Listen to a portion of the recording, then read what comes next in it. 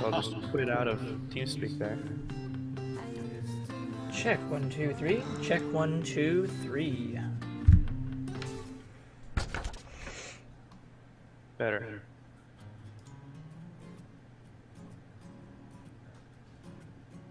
Nice shot, Alex. Psionic. Far Cry. Yeah.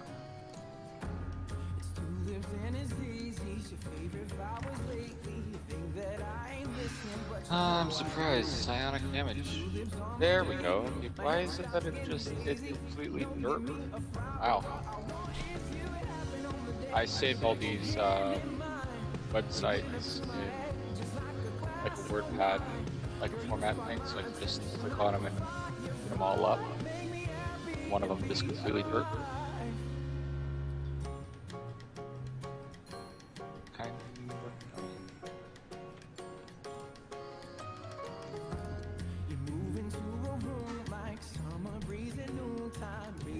There we go. Yes. Huh. Interesting. So it doesn't like that.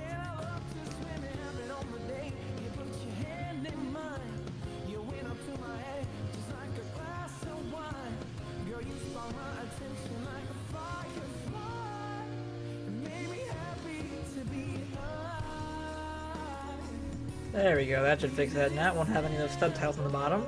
Enjoy the music and the pictures while I get set up and ready to go. I just need some soda and a couple of those little small things, and then we will be getting started. Make sure you guys have some water as well, you'll want that. Yep. Alright, about 5 minutes. Why do I want the water? There we go. I think he's sabotaging me. Probably. Conspiracy! Oh, I'm so close to finishing up my alternative character. I don't want to stand up and get water.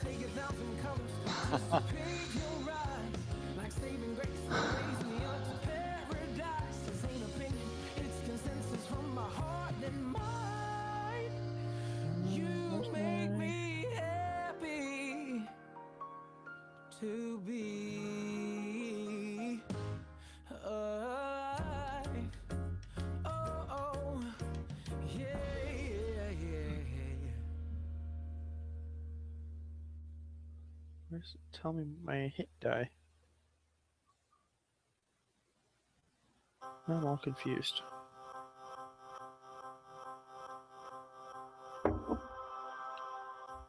Seriously, where is it? Oh, there it is. Let's see here. Come on, high hit points. Good luck.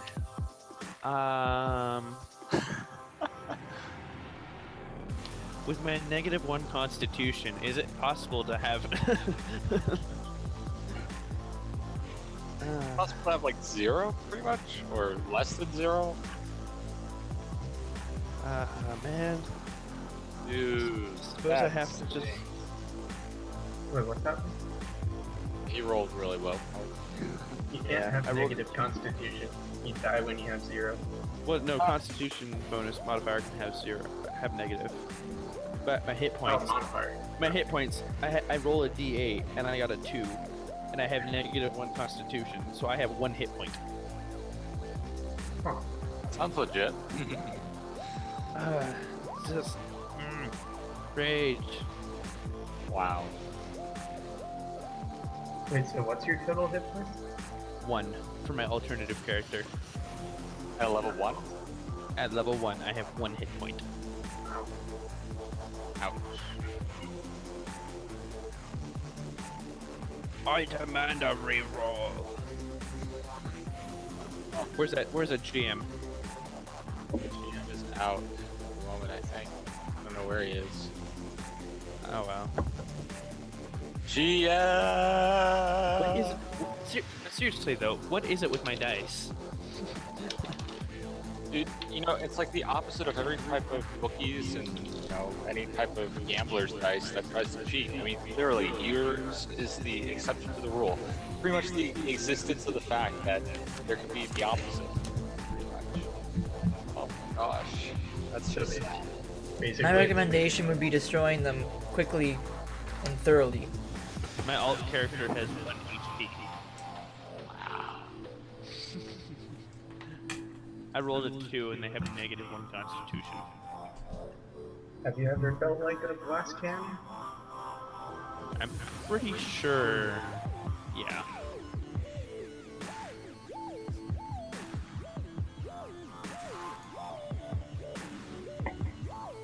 I'll just do my best not to get hit by anything ever. Or anything. anywhere. Anytime, anywhere, any place. I mean, I could have rolled an 8. Anywhere you want it, that's the way you need it. That would have been really helpful if I had rolled an 8. Yeah, that would have been helpful. Probably. A lot more helpful than a 2, I'd say. Yeah, just a little. I'm gonna go cry somewhere now. Why? Why is it always me? Oh my gosh. It'd be basically, I mean, the difference between a 2 and an 8. Oh my gosh. I mean, it's 6 points, dude. It's a really big difference. Really big. Yeah, I'm scared. It's like 60% out of 100. I think I'll rely on my hopes that I never get hit by anything. Ever. Ever. I'll just hang out in the corners. Although, that would make an interesting character. True. Definitely very opposite of what my...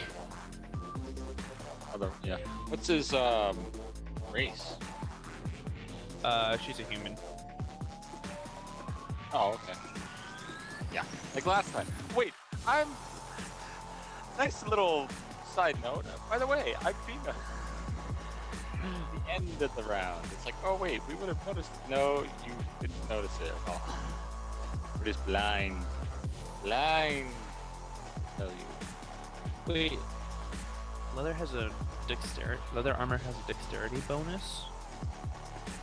How's that work?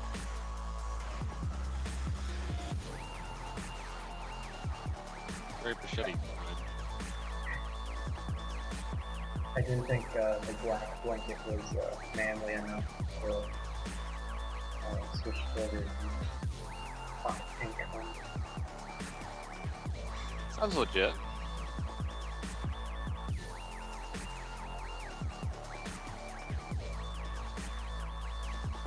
Okay. Are we picking up where we left off, or? I mean, for goodness sake, my hawk has more. Yeah, we are. Right. I assume so.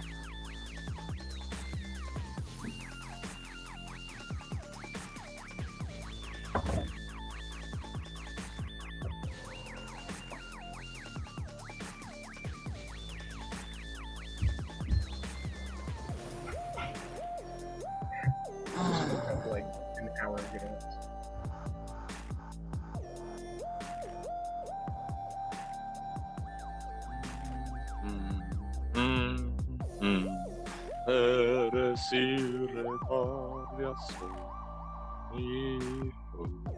All together now, ever shall we roll.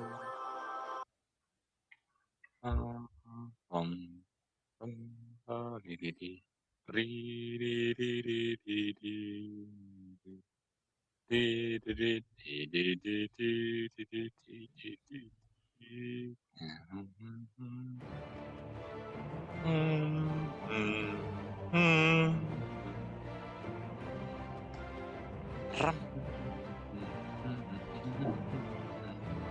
Deck the halls with boughs of holly, fa la la la la la la. 'Tis the season to be jolly. La la la.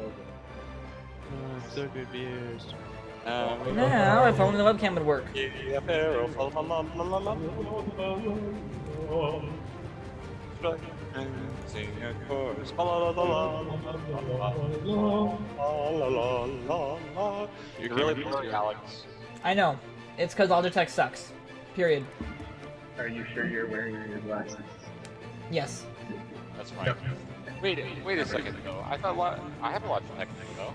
Well, my webcam just decides to do this sometimes. It's like, no, you know what? I'm gonna change your zoom and your other options You can and see stuff. that. I'm gonna reach for the because, water bottle. because why not? You know, it's not like you need to be in focus or something. I am prepared for it. I'm not. I'll be right back. Got my 3 water bottles. And I'm here.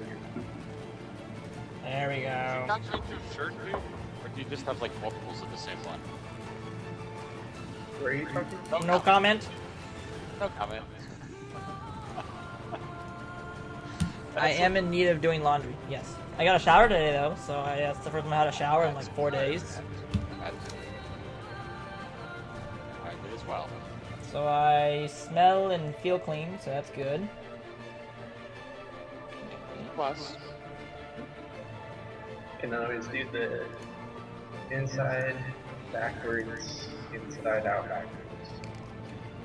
I could do that as well, but that's kind of hard to do. I could wear nicer shirts. I've got some nice, like, really good shirts that I could wear instead. But I choose not to do that.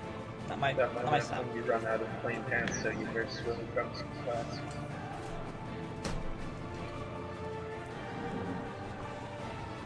working on an AI and having fun with that.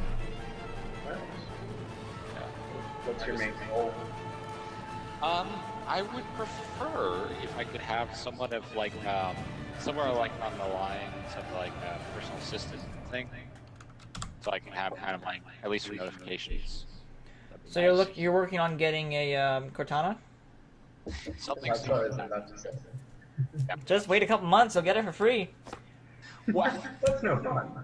No, that's not. Well, yeah. Number one and number two. I mean, I like the second part is that. Plus, she knows all about your browser history. More to the point of, I want it a little bit more intelligent than a Cortana, if I can do that. So. Of course. I have used personal assistants in past applications. I've used a couple. Some of them are good. Cortana would be. Of course. I tried making an AI that played the piano. Didn't work out. You know, they actually have one of those at the Dallas airport, but they're not really like AI. They're just mechanicalized pianos. That's really all they are. Yeah, well, they already programmed the songs.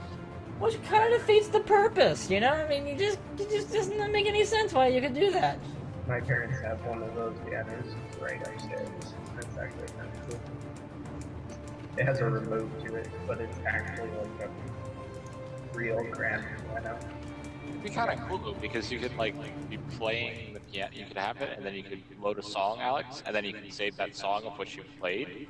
Because you can do that. You can save the song of what you just played. Woo! Ah! A shirtless Irishman has joined the channel. Hello. Welcome, Connor. Are you guys moving? Got home 5 minutes ago. Oh, well, bravo. Bravo.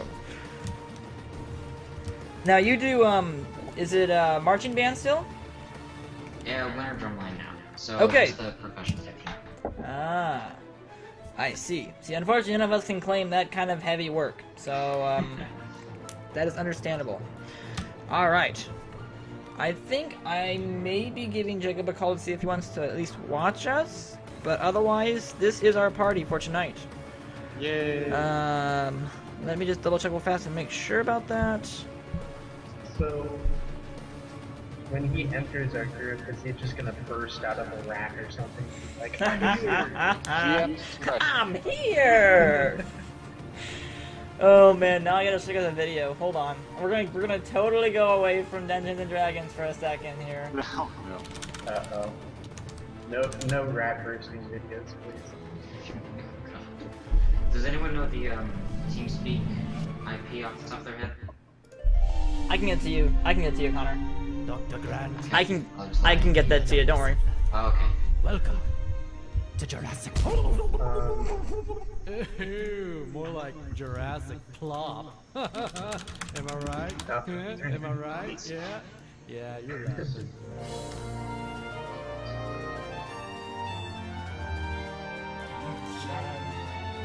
Oh my gosh. The raptors are gonna break through. We need the door locks back online. If only there was someone not doing anything that could help reach this gun. We could just shoot it in the face. They're too intelligent. Okay. Even now, the raptors are probably evolving and figuring out a way to outsmart us. Nature finds a way. Hey guys, can you let me in? I really want to kill everyone in that room. See? They've already learned to speak just by watching us. What are you guys doing in there? Trying to reboot the system? We already did That's that. not gonna matter. Yes, it will. No, it won't. Don't encourage her. I'll just hop through this glass. Then what are you gonna do? Then we'll shoot you with this You shotgun. guys have a gun? And you haven't used it yet? Where'd you get that anyway? Never mind. I'll figure it out. Where's it going? I think she's looking for weapons. You got mail. Really? You're checking your email now? It's not me. It's the raptor. What Water does keeping you love fresh. mean? Water. She's advanced to some future language. What are we gonna do? There's nothing we can do. They're the most dangerous animals on the planet. I know because I dug up their bones. Oh, everybody get down!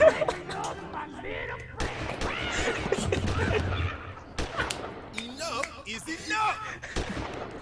I've had it with these mother effing raptors on this mother effing island.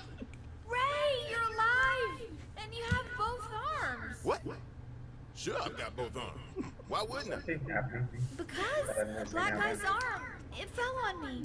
Yeah, some of us are watching a YouTube video. Oh, Okay. so a black arm falls on you and I you call- just assume it's mine. Hi.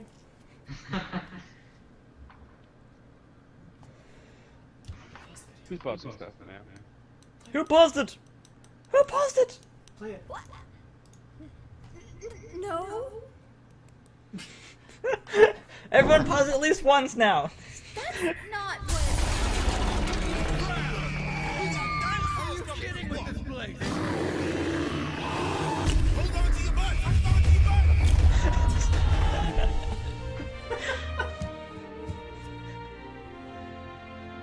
Oh my gosh.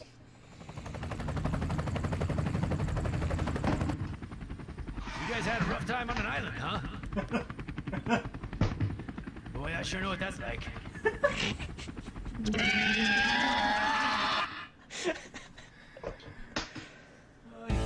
Oh man. I'll be back. Well, you've got quite a crowd today. Alright, so if you didn't watch that, I recommend you Hello. look up the How Jurassic Park Should Have Ended. Oh yeah. One of the funniest videos that I have seen in my life.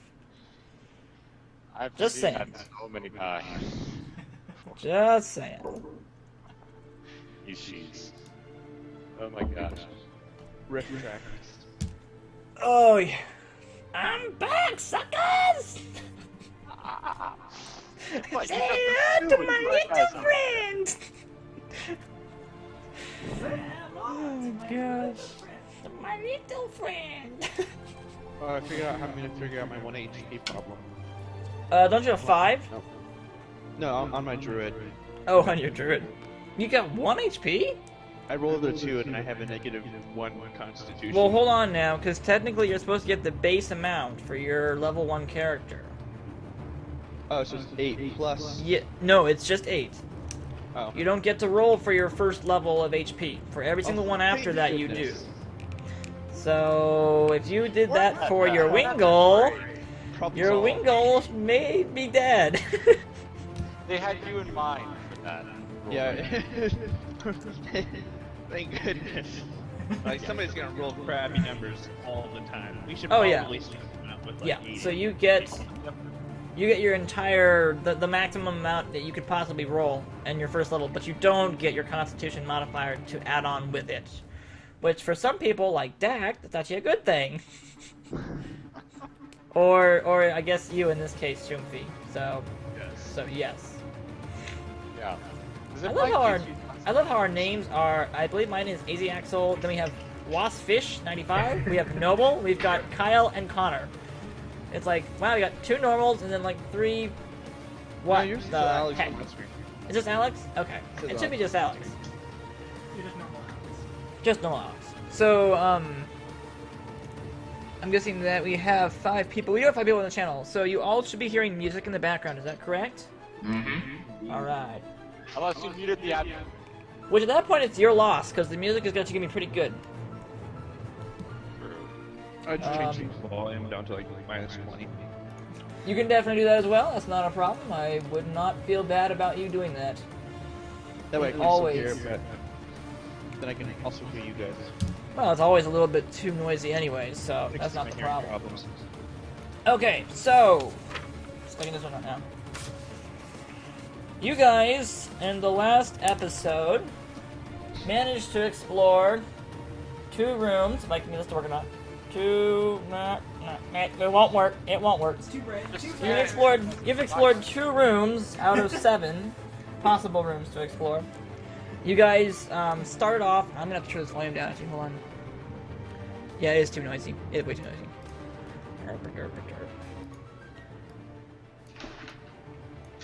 There we go. Now it's just barely background noise quality. Maybe drop the bass now. Drop the bass. Alright, so we have explored to the left after you guys were introduced to these dungeon arena games that are being held in a small town on the outskirts of the capital of, I'm going to call it just generic name A. So original. So basically, at very young ages, a lot of the times these competitions are held. So this is to catch Connor up of what's been happening basically here.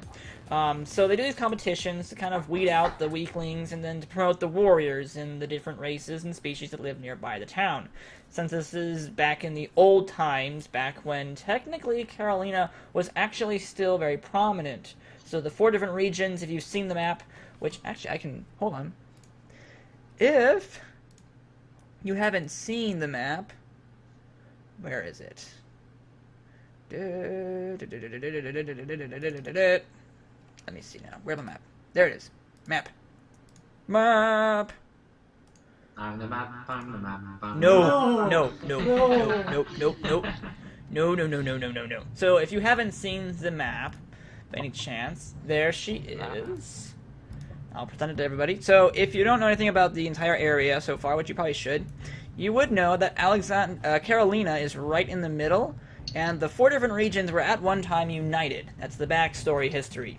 So, your characters are playing during the time in which all 4 different regions were combined, which meant that there were about 7 different species that lived in these 4 areas. Due to the fact that the capital broke apart, they all split up into the different regions afterwards, naturally, by, just not wanting to associate with each other. But when it was all connected and all a larger place, because actually Tulowski was actually smaller than that. They took over a lot of the area, hence basically a flat line going straight across. So a lot of the land that Carolina originally owned contained many different species and many different places to visit and people to see. So they would always bring all these young people in and have them go through a set of trials. One of these trials being a competition, a dungeon crawling competition, during which your characters go from room to room, battling against different or varied sorts of enemies and mobs. And it's basically to test your endurance, your strength, and your wisdom. And so far we have already found out that the group that was here originally has no endurance, no wisdom, and very little strength. So they're suffering not even mildly, they're suffering greatly, unfortunately. So, that being said, actually, do I have your character sheet, Connor? I don't think I do. I'm staring at it. Did I not send it to you? I may not have seen a download for it.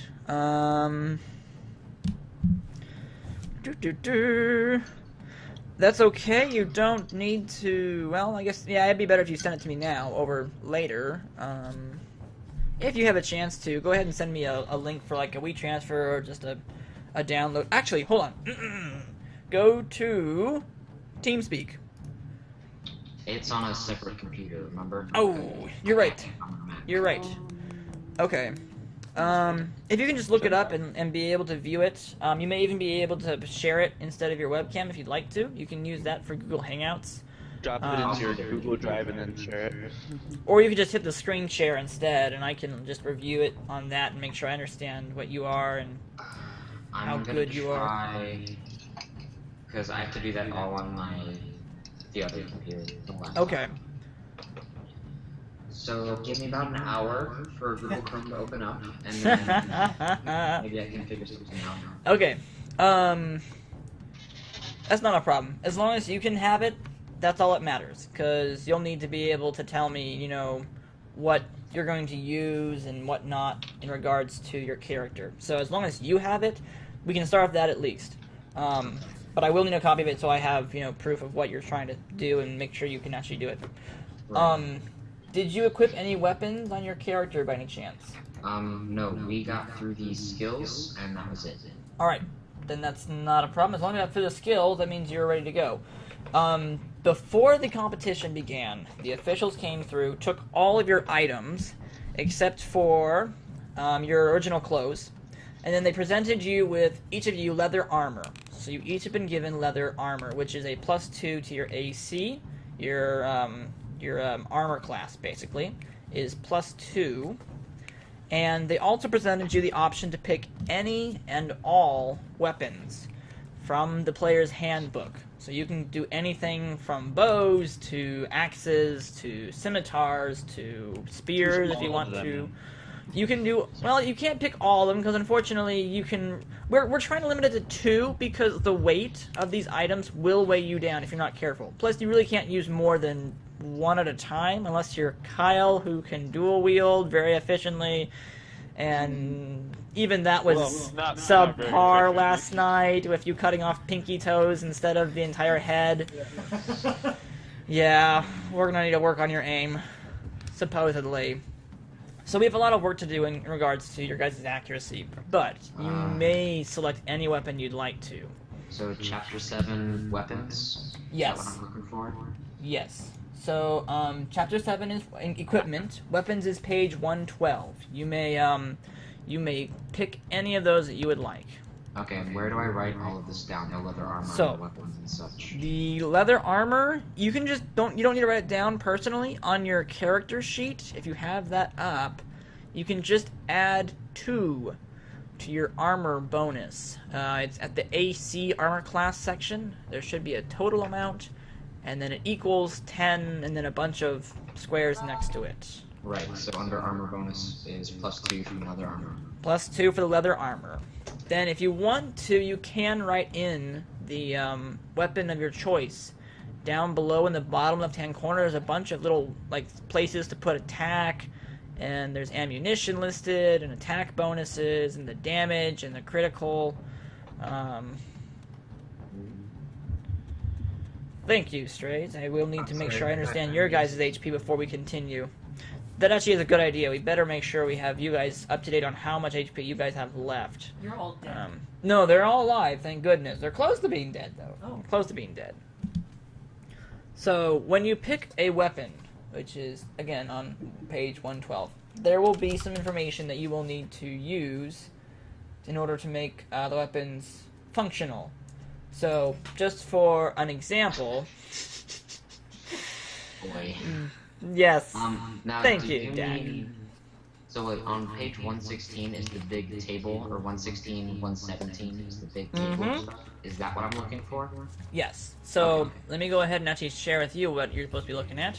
And that is that page.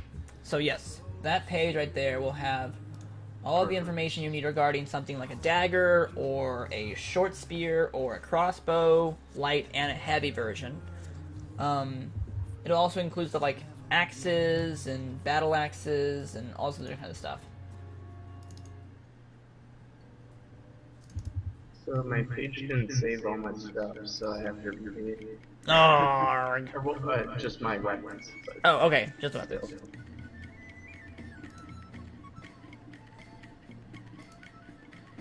And are we looking at just simple weapons? You may pick any weapon you'd like to. Oh, perfect. Now, some weapons do require like special cost or have special requirements. Like, for example, the gnome hooked hammer. It's one of the, I believe it's a single hand weapon.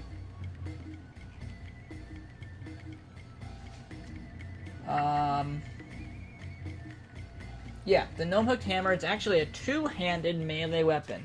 It's only usable by a gnome because they make it and they wield it, and that's all they can really do. So, it's kind of their special thing.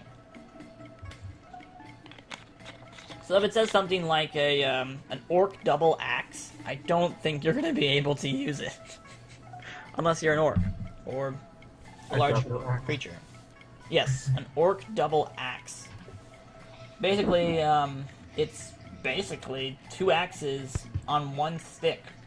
Don't your class weapon and armor proficiency weapons that you can use, so. Yes, there is proficiency that you can normally use. I'm gonna not limit you guys to that at this point because it doesn't make any sense. There it is. There's the orc double axe right there. It's a very nasty little weapon. And It's like a dual lightsaber. it's kind of like a dual lightsaber. And the gnome hooked hammer is very small. That's the gnome hooked hammer right there. Very, very small. But it's nice. It's a nice little weapon. It does a good deal of damage, too. So the weapon you pick will have, of course, a damage. And even though it says there's 2 damage rows, or columns, you're going to pick the damage for a medium-sized character, since I'm pretty sure you're a medium-sized character at this point. Correct. You will want to write down the critical, which is just basically the chance for you to hit a critical with the weapon of choice. Depends on that column. The range increment is if you want to use ranged weapons. You will want to know what your your increments for that weapon would be. Every single time you advance outside of your range by 1 increment, you get a -2 penalty to your shot. So, for example, if you want to use a spear and throw the spear, there's a 20-foot increment for that. If you throw it outside of that 20 feet, if you want to throw it 30 feet, it'll have a -2 to your die roll for too far of a length, basically. If you do it 45 feet, then you get a -4 because it's now 2 increments outside of your normal window. So it becomes exponentially harder and harder as you go farther and farther to throw it. Although, to be honest, if you could throw a spear 45 feet, I'd be very impressed. Yep. I believe the Roman legions could. Hit something from 45 feet with a spear? Yeah. Yeah, that would be very nice. So a lot of the people here have just picked, well, some of them picked really exotic weapons. I know Shoomfie picked a scimitar, Dak picked a rapier, Strays, I think you just... I thought you just put like a dagger and a short bow, I think, right? Composite short bow. Curious, who's done the most damage so far? Not me. Well, let me think. We've had some damage from Pilib. He has killed an orc in 1 shot, and then damaged the other one. About half of his HP was down, but that was only 8 HP overall. I'm pretty sure he also killed the small rat at the beginning of the first room, the child rat, and then proceeded to, I think, kill the large rat in the end, but that was only after... I just took one. You're right. You're right. We each killed one of the rats. So you guys are killing children? Yeah, they killed a family of rats. Oh, just to kill the family. Yeah, they barged in a family of rats. What we did to the orcs. You cut off pinky toes, apparently. So. And attempted to diplomatically call a ceasefire while firing at the orcs. Yes, that was a good call. Whose idea is this? Oh my goodness. Multiple people's we're ideas. Such a reckless group of we're a very reckless group of characters. Yeah, I feel for you, Connor. You're gonna go into this with a very bad situation on your hands. At least Ambrose isn't cut in half still. Every man for himself. That's what I've stopped bleeding. That's a good start.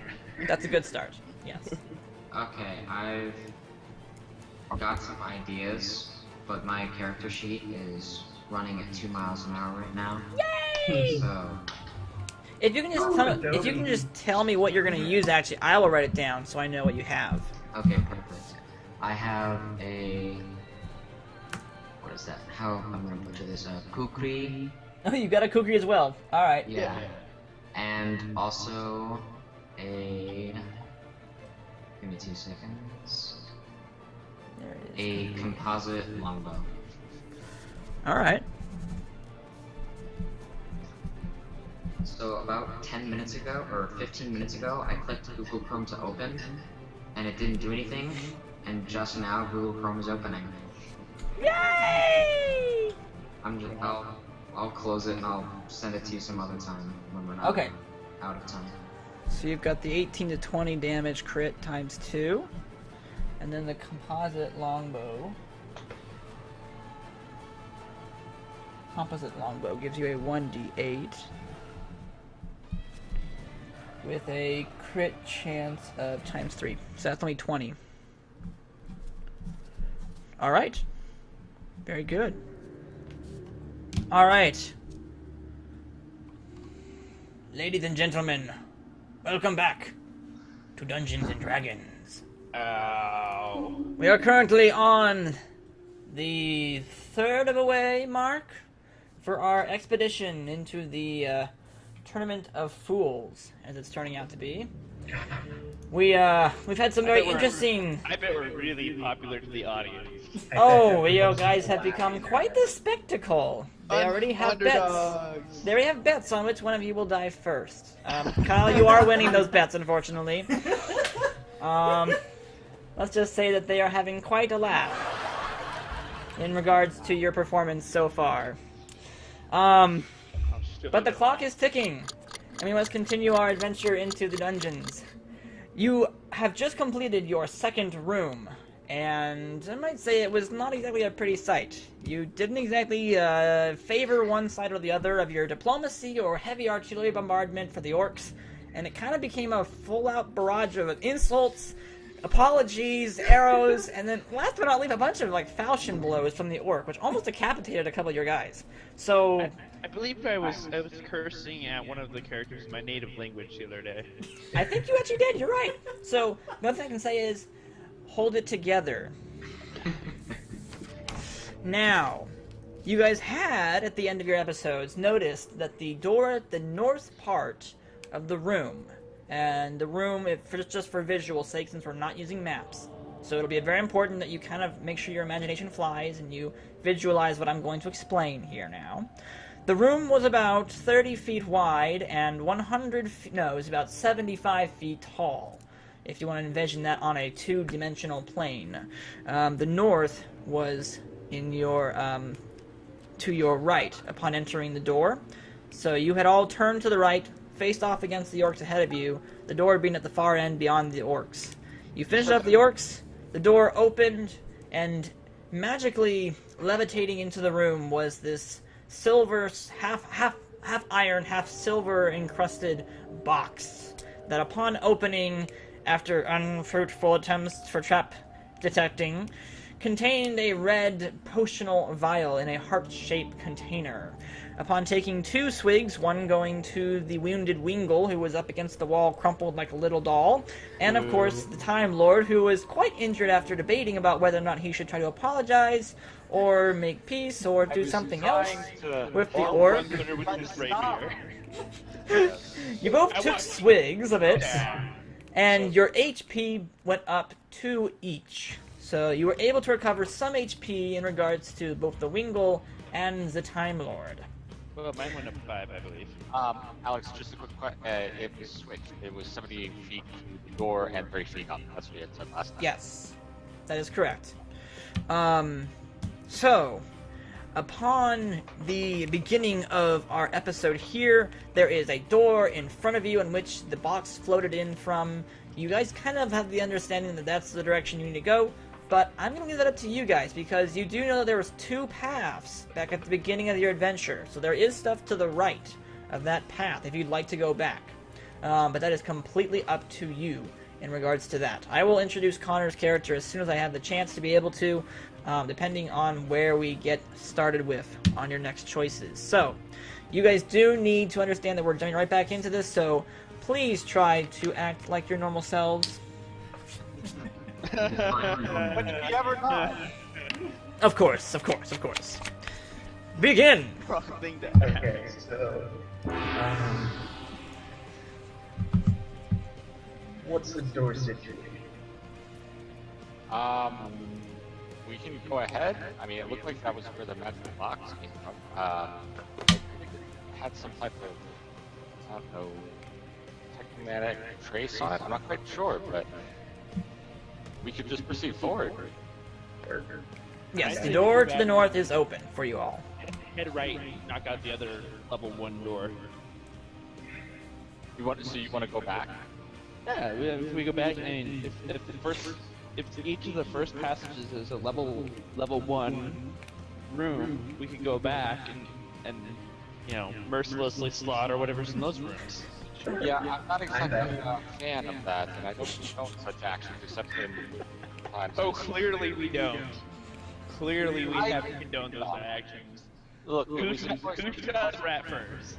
Who shot at the rat first? we have a level of sentience that we uphold, okay? Above a certain level, below a certain level. What if they were just rats? I'm pretty sure dire rats aren't that dumb. They were not sentient. Says you. He needs to reassure himself that he didn't kill an animal that can think for himself. Okay, let's see. I say... Whatever, I'm gonna stand in the back. Let's hold a vote. I say proceed forward. Agreed. I'm not voted. Then unless you want to go back by yourself, but I don't think that'd be a great idea. Oh, let's go. Not unless I can find another health potion. Yes, by the way, I'll keep the health potion safe as well as the box, so if anybody, if I fall in battle, just make sure to take health potion from me. Or I might just bring it myself, because if I fall in battle, I might actually live. We're all gonna make it. Or I might just stab you and take it, one of the two. Did you take care of the line? Yes, I am. Yes. Why not? Didn't say anything. Alright, so I proceed down to the end of the hallway. I don't know who else. I shall follow. I follow very specifically in the back. Alright. See if there's anything. I do a listen check through the door. They're going to the right? They're going... I'm not going to do anything. I'm going to let Akron go in the door first this time. I'm gonna mutter things and wingle under my breath, angrily. Okay, sorry about that. I was just getting some information over to Connor so he can put that through. That's okay, Connor. Don't be sorry about that. It's just that I don't want to be able to tell them what you're doing right now. So, I've got the page's information there for you. Alright, so you guys had to go through the first door, is that correct? The one north of you? Listen check, 21 on listen. Alright, so as you approach the door to the north, which has been opened, somehow mysteriously by magic, you listen for any kind of a sound, and there doesn't appear to be any noises that can be audibly heard at this time. Let me guess, another long hallway. Dungeons and Dragons is mostly hallways and rooms. Hallways and rooms. And open woods. What about mazes? Well, open woods wouldn't exactly be a very good place for little rookies to get lost in, now would it? Nope. But And it's not a dungeon.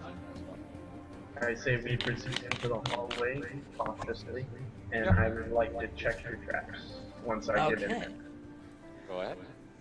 Alright, you guys enter the hallway, and Pilib decides to go ahead and do some searching of the, what appears to be more vine-encased walls. Again, 25 feet high on both sides, about a 15-foot long corridor, which then leads up to another door, which appears to be less stable than the last one. It doesn't look like it's as solid, so there may be another wing goal smashing through a door situation coming along here very shortly, but we will see if he can actually withstand brazening his very badly damaged chest into another door. Go ahead and roll for that trap. I got a 21. Alright, so as you search the wall on the right side for traps, you hear something click on the left wall behind you. And as you spin around to see what's happening, the ivy wall actually retracts inwards towards the outside of the entire place. And hastily thrown into the arena corridor is, and I can't remember your species. Mine? Yes. Capo? No, Connor's. Sorry. Oh, a Shadow Elf. Shadow Elf. So, a young, scrabby-looking little elf gets basically kind of misheveledly pushed into the corridor, and the ivy trapdoor slams shut behind him, locking him in. He looks very bewildered, like he wasn't supposed to be here, and he doesn't quite understand why he's here yet. But now there's 4 of you. Seeing that he's bewildered, I draw my bow and ask him who he is. Don't shoot. Philip immediately draws bow, ready to take down this newcomer. Really? Really? No, I'm not gonna attack him. I'm just making sure he's not gonna kill us. Are you on our side? Yes. I don't know why I'm here, but I'm not here to hurt you guys. All contestants in the arena are supposed to be able to work together at their own discretion to conquer the challenges that are inside of each room. So, yes, he will be for you guys. Where did you come from? I don't know. There's like some weird white cloth and then a bag and like now. Oh, that's different. Yeah. So there's a vanilla smell somewhere along the way. Yeah. Fun game. Oh, yes. Most contestants join this willingly. That is strange. Are you well, unbeknownst to you guys, his group had a couple of forfeiters.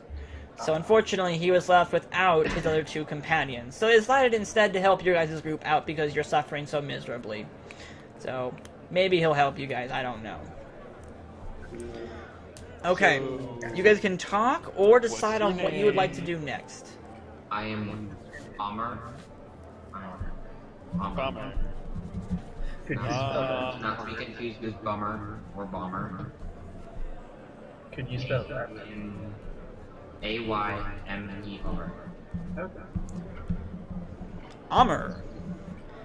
Amr has joined the party. Amr. I lower my bow slowly and I look at him suspiciously still. Oh come on, he's an elf. What's he gonna do? I mean, seriously. My character inherently hates elves, so. Well, I don't. So whatever.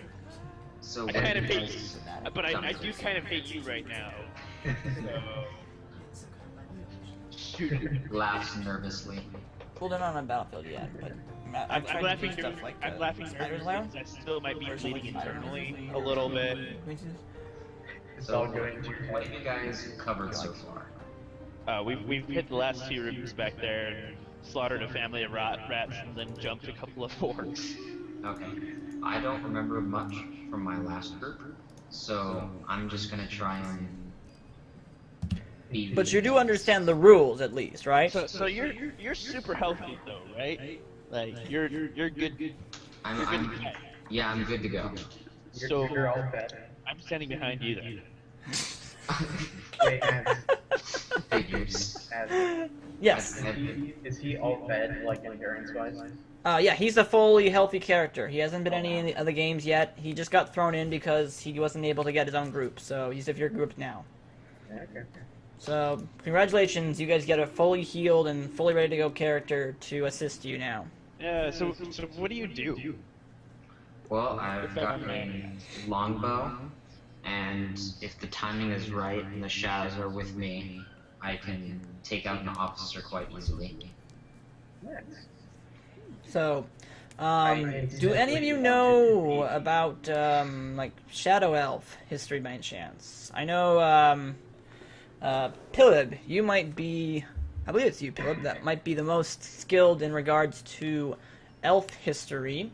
So I will tell you a little bit about a Shadow Elf. Now, basically, much like you, in regards to the fact that you're half elf, half human, Shadow Elves are basically kind of really selfish versions of elves. You may have thought that elves were selfish enough by themselves.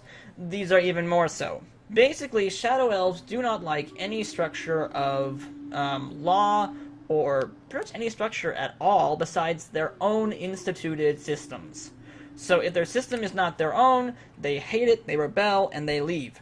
So there are tons and tons of Shadow Elf tribes out there that have made up their own systems that are unique and different from their elf cousins that they do not associate with. They still love their own kind. They hate any other type of species. They consider them inferior. Besides that of, of course, like, the deities and the supernatural people who can do magical stuff. But they're a little bit different from their original elf brothers in that they rely mostly on stealth. They hide well. They're very good assassins. In fact, they're normally, I believe their class designation was chaotic neutral, I believe. That's but even more so, possibly borderline chaotic evil compared to you, Strays. So there are some differences in regards to what they will and will not do. So I'll mercilessly shoot a horse through its head behind its back, but he'll rip its throat out from behind. He would go in with a knife and try to cut off its entire head, pretty much, and claim the head for his own. Something kind of like that if he wanted to. Put it on his, If he had a side, spike, yes, that would work very well for that. Okay. Hello. I might need to turn on the light. Hold on. You're fine. Oh. There. Now you can actually see Paul at this point. I have a question. You should get a special camera just for Paul and call it Paul Cam. The Paul Cam. Do we get a selfie stick and I can just, Oh no! I quit. Rage quit. He's done. He's done. So By the now way, we're up to 3 members. During this whole thing, Akron has just been staring at the wall blankly. Are we getting a call cam? Oh my god, we're getting a call cam. Paul Cam.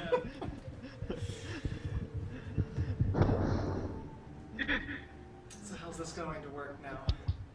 Oh, this is so trippy, like seeing you twice. Yeah, this is weird. I can see you adjusting the camera, and I can see what the camera is seeing while you're adjusting. It's the Paul Cam. Here. And I see myself there. Oh, you have beautiful eyes. Oh man.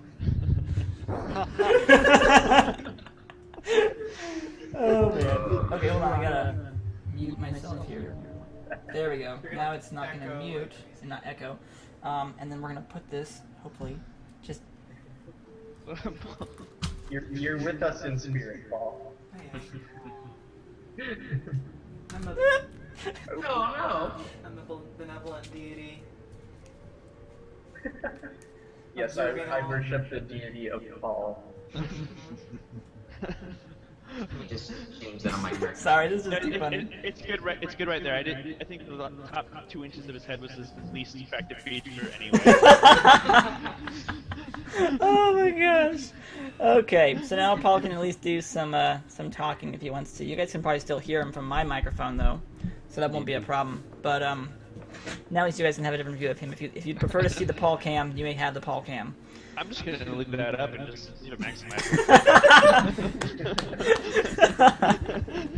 Oh my gosh. Okay, in that case though, I'm actually gonna do one quick little adjustment. So, what is your guys' next course of action in regards to your newfound character and a door in front of you still? Well, first of all, I tell, is it Amber? I forgot. Aymer. Aymer. Be careful of the vines on the wall because they may be poisonous. Okay, thank you. What else? I'm taking Gamer. care of myself. So during the trap search, the only thing that happened was the click and him coming through. Yes, so you didn't find any traps in the hallway, but you did find a new companion. And I'm pretty sure of myself because I got a 21 that I'm sure there's Yes, no trap. you're pretty sure there's no traps here. In fact, the only trap that was here was the mechanical door, which opened from the outside and allowed someone to come in and then close behind it. I wonder if all the walls do that. Interesting. Can I? Oh yeah, through the wall. Oh, yeah, no, you cannot. I probably would try running through a solid stone wall. Covered I mean, in if you want to, we can just sit here and watch, Okay. and you can have fun, but... Okay, you know what? Here's the thing. When the door was opening up, you could see that the inside of the door had support beams made out of iron. Okay? So it's not easy to open, it's mechanicalized, and it would probably take you forever to mash through it, okay? So there's no oh yeah. There's no oh yeah to this door. Maybe the one in front of you is to the north, but not to your west. Can the one to our west be lockpicked? Nope. There's no visible sign of any kind of a locking situation. It's all done from the outside to allow no one to access it from the inside. So no one from your party can access the door once it's been closed. Okay. I'm gonna guess that we should probably just continue on with this competition and keep going. Pretty much. Pretty much. Shall we then? Alright. I just realized the feature on the Hangout where if someone talks, it will switch to their camera. Yep. If you don't do anything and just don't click on any of the pictures, it will switch between people, which is really cool for me because that means I can actually tell who's talking. This whole time I've been doing it manually, and I'm like, oh, can't do that. That's rough. Better do it manually. Better let it do it automatically. Okay. So, Sorry, music was too good. Are you guys still in the same place? Or Yeah. Okay. Alex, could you, because I gotta go out for like a little bit and I'll be back, so could say that my kit. So I went into a trance and I started a ethereal walk through a plane possibly, then I come back. That'll work? You know what? I'm just gonna say that, Pilib... Punch him in the face and he goes unconscious. Pilib and Kavamaros look behind them after looking at their newfound companion, and they realize that Akron is not with them anymore. And they peer back into the room behind them, and they notice that he is sitting next to both of the orcs, with his hands in his face, and he's weeping miserably, just uncontrollably crying and sobbing. And they pretty much assume that he's going to be like that for the next 30 minutes or so. So you choose to take your newfound companion, who may be a better upgrade to the sobbing, crying maniac behind you, and decide to move on. Okay. He's not gonna make it in this world, I think. Oh my gosh. I approach the door. See you later, Jack. See ya. I'll stay. Actually, I'll leave my Google Hangout. You can leave it. You can leave it on. Just go and do what you need to do, and we will be back here when you need to come back. Okay. See ya. Bye bye. Mute him. That's probably a good idea. That way he doesn't have any more problems. Unless he has any more comments. If he has comments, I need to hear that first. But yeah, exactly. All right. So we have 3 characters to play with now, and we'll be getting our 4th one back here whenever Dak is ready to come back at this point. But we are ready to continue. So if you guys want to go ahead and, I guess you can choose to go back into the room with a sobbing maniac behind you, or you guys can choose to go forward and possibly encounter even graver dangers. Well, I think that Time Lord fellow's gonna be there for a while, so... After you guys. Let's move along. I'm sorry? I approach the door. Okay, so Pillow decides it's in time to go ahead and approach the door and move forward. So he makes his way to the door. And do you want to do something about the door? I want to Open it. no. We don't just do things here. Let me explain something to you, little elf. Who's first through the door? We don't just open doors. We break doors. Hey, Right. hey. We break doors or we sneak in and then shoot people in the back. No, that's my mic. Actually, it was through the ear technically, so you know. Like rat families? I didn't take the first shot. I just went through the door. That they were taking way too long to get through. I am going to ask Honor how his listening is. That's a good question. I walk up and try the doorknob and give it a push. All right. Kavamros decides that it's time to move forward, and he is done piddling around with these nosy little people who don't make up their minds, and he moves up towards the door. It is not locked, and as he pushes against it, it swings open with a bit of a creak, and it is now officially 3/4 of the way open, and sunlight has begun to spill into the room that has a roof over top of it, so it's shaded that way. You think you can hear, like, slithering noises or some kind of reptilian noises as you open up the door, but you're not quite sure how many you've heard. No, thank you. All usually are enemies. Hold on, let me do one thing. I like it. I like it. It needs to, there it goes. There it goes. Now it's good. Paul, you're good. There we go. Now it actually won't have any problem with it doing that at least. Okay. What would you like to do next? Turn around.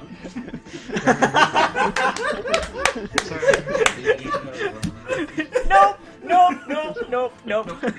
Not going there. I set fire to the ring. I said fire. Oh, no, wait, that's not right. Never mind. Okay, I peek in and try and look into the room without actually stepping into it. I want to move silently. As do I.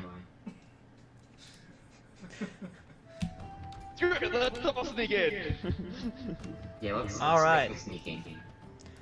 I'm You pretty all sure decide to try to sneak into the room. Is that correct? Yes. Okay. That would be you 5 minutes from here. Nope. Oh dear me. Okay, I anywho, rolled a so 19 to move silently. okay, so after Kavamros decides to open up the door, he stands in the middle of the doorway, and silently behind him, Pilib makes his way up to his back and whispers in his ear. Oh, I whisper in his ear, peanut butter sandwiches. I've seen dead people.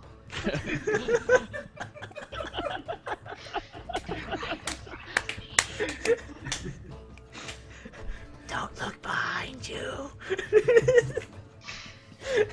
Okay, so what's inside? The problem is that Kavamros is in the middle of the doorway, Yes, and he's I not just exactly very realized skinny, so you can't quite get into the room yet. I backhand him with one of my wings. No! This is causing damage. You knock your wing back, and it unfortunately whacks into his nose, and Pillow turns around and goes, "Hapoo!" You hear more slithering noises in the room ahead of you. Well, I am going to push Kavamros once further. Okay, roll a strength check, please. I'm frightened. okay, this is. No! No, not that. Anything but a one. It's a 2. It's a 2. Okay, so 3 in total. you attempt to push Kavamros forward. You basically push on his chest area by accident, and you hear a loud "oomph" as he moves about a half step forwards. You may also hear some native dialect that you probably don't want to understand at this point.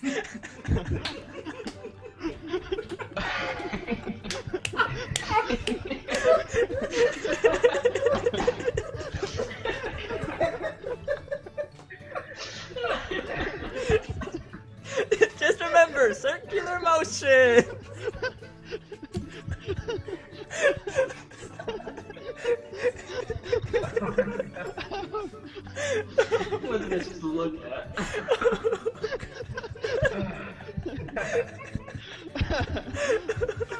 Can I help you? He's uncomfortable. This situation is getting very, very, very uncomfortable. However, if you guys listen hard enough, you're quite certain you hear laughter coming from the stands. So did I push him at all, or is he still in the doorway? You pushed him about 1 foot forward. So he's still in the doorway. I caught myself with my 1 foot. You did, pretty much, yes.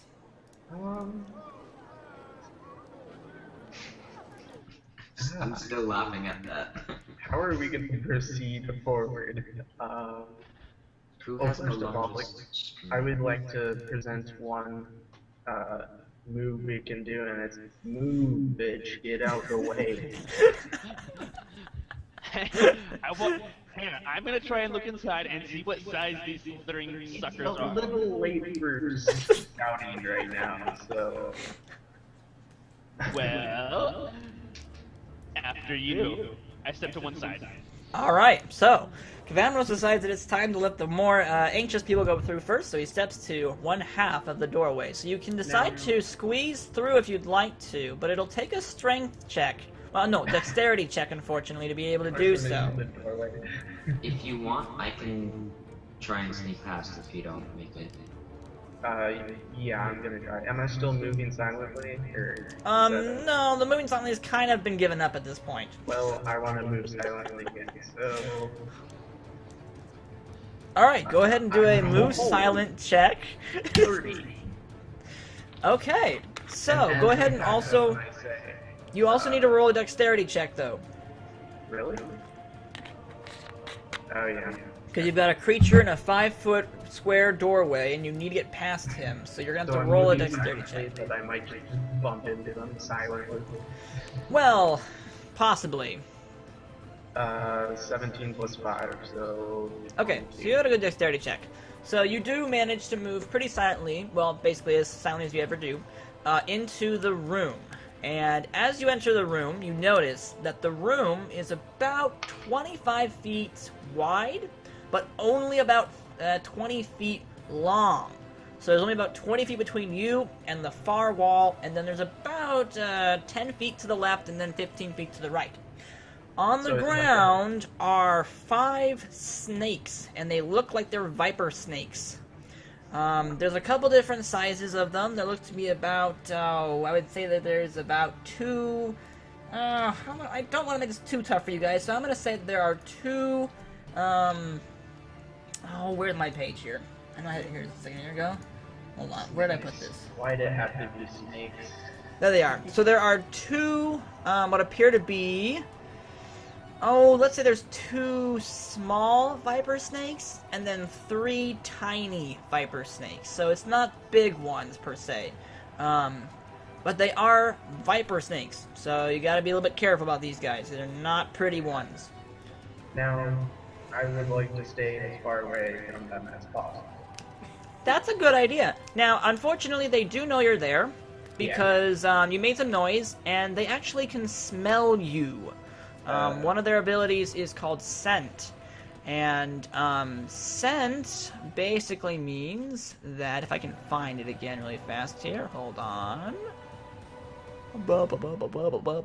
Where is the Scent skill? Viper snakes. There we are.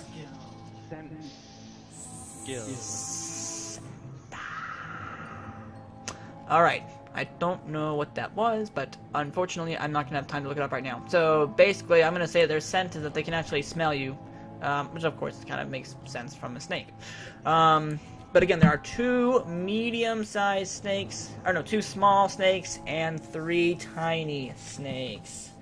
So, because they're aware of your condition, you both, Connor, go ahead and roll a dexterity check as well. I need to know if you're in the room or not. And so is that just a... So you're going to roll a d20. Okay, and then add on my dexterity modifier? That is correct. So, 17. Plus your modifier? 13 plus 4. Okay, so thankfully both of you managed to squeeze past the Wingle, and you're both on either side of the door, halfway on each side of it basically. And the snakes are around in a semicircle around you, so they're kind of cutting you off from moving anywhere else, unfortunately. But you're ready to go, so please everybody go ahead and roll for initiative!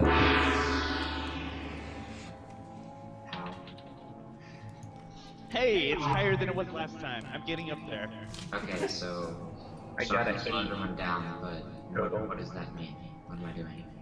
You're going to roll a d20 die for initiative. There should be on your page an initiative modifier. You will add that to your d20, and that is your final tally. This will let us know who goes first in attacking. I still think Wingle should have extra initiative. Or AZAxle should have extra initiative. I rolled a 9 and I have a +1. Oh, you beat me. I have a whopping 10. I got 10. I have a 2 with a +4. Alright, that means you got a 6. Yeah. And Strays? Thanks for have a general bonus. Yeah. Quite literally. They smelled you a long ways off. Alright, and Strays, what did you get? 8. 8. Alright, the snakes. 1, 1, 1. All of them go before us. Actually... 7, 8, 2... One of them did. Oh, wow. But only one of them gets to go first. So, one of the medium snakes, the small snakes, sorry, are in the middle of the room. There is a tiny one on the far right side and 2 tiny ones on the far left side of the room. So, the fourth snake from the left, a small snake, is the first one to move, and he lunges at Pilib. He does move only 20 feet, but that is enough because it's a small room to be able to come into melee range, and he uses an attack called Bite. No duh. That's kind of all he can do. He's not going to tickle you. Anywho, he uses Bite, and he's going to roll a d20 for his attack, and you will need to use your AC to counter it. So he rolls a 21. Well, which is too much for your attack, for your AC, unfortunately. So he does do damage. Hello. We even have a Paul cam. It's so cool. Alright, so he does damage, which is 1d2. Oh, it's Paul. It's Paul. Okay, so he does. It's working! Wait, what? He does a negative? Hold on, I gotta figure out what this is supposed to be here now. I have never done snakes before. Wait, what's happening? I am rolling for your damage that you're gonna take from this bite. Okay, and I just want to say, if there's poison, I have to roll a saving throw. The poison. I should not have said anything about poison. Oh wait, there's poison. The save DCs are Constitution based, supposedly. Sorry, I'm not up to date on these. Vipers think of the poisonous bite that deals initial and secondary damage of 1d6 Constitution. The DC save. Yes. That's not what I'm looking for.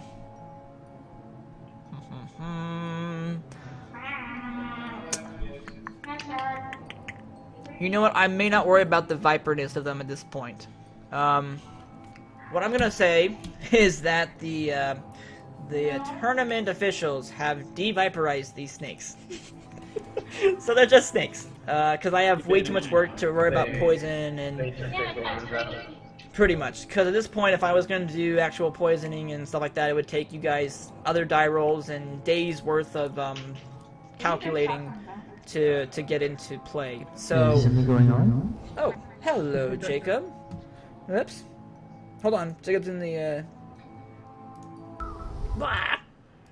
Hello, Jacob. If you want to join the Google Hangout, we're all on that right now. Yeah, I have let no me get idea. you the link. I know you sent something on Messenger. I'll head to that. All right, there is. I put it in the chat below, and you'll be able to spectate that. We have Paul spectating as well. So if you want to join, you most certainly can do that. What's going on? I need to change accounts real fast. Okay. No, don't do that. Don't do that. I'll be on in a little bit. All right, no problem. Everybody derail. Sorry about that. Jacob was on the other channel and wanted to know how to join. So we may have another character here joining us pretty soon, but we'll see. He may just be spectating for now. So in the end, you take 2 damage from the from the small snake biting your little toes again. So you guys have been having a lot of little small things biting your toes, haven't you guys? And there's Jacob. Okay, so Pilib, you take 2 damage from the medium snake attack. The next one to move is going to be Kavamros. Kavamros, it is your turn. Alright, well I suppose I should step into the room. You probably should. No biggie. You may need to roll a dexterity check because you're going to be moving past your teammates now. Let's see, they're directly in the room though, right? So if I step through, can I step enough through the room in order to get to fly? Yes, you need at least a good, I would say, 5 to 10 feet to be able to begin your flight pattern up. You're not going to be able to just instantly fly like a ladybug or a hummingbird or, yeah, more like a hummingbird. You will need some distance to be able to begin your flight pattern.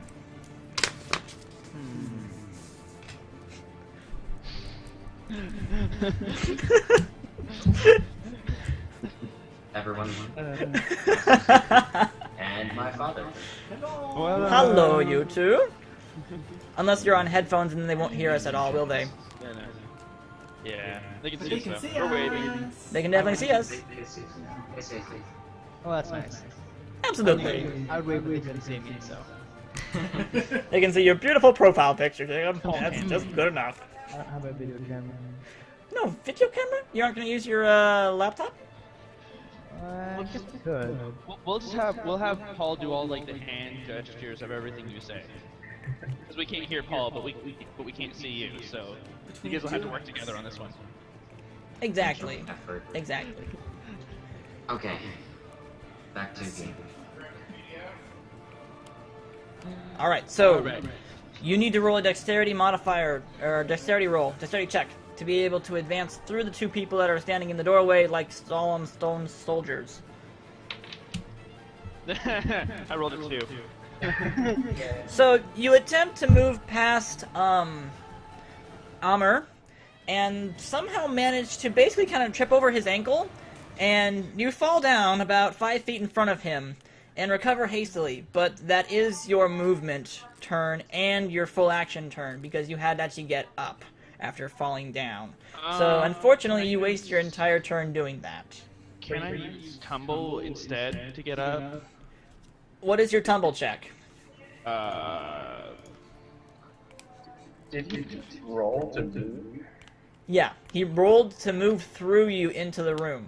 Including my modifier, I rolled a 17 on tumble. Okay, so you managed to be able to actually recover halfway through the tumbling and land on your on half of your ankles, half on your knees, and roll another 5 feet forward. So you're basically in melee range of the small snakes in front of you and to your left. The medium, those tiny snakes to your left and in front of you.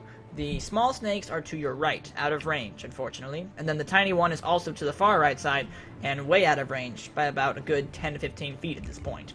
You may choose to do your attack move if you'd like to on any of the tiny snakes since you were able to roll an adequate tumble check.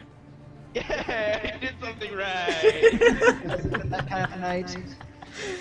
That was last night, for Pete's sake. Basically, I charged, and then like my attack was a 1.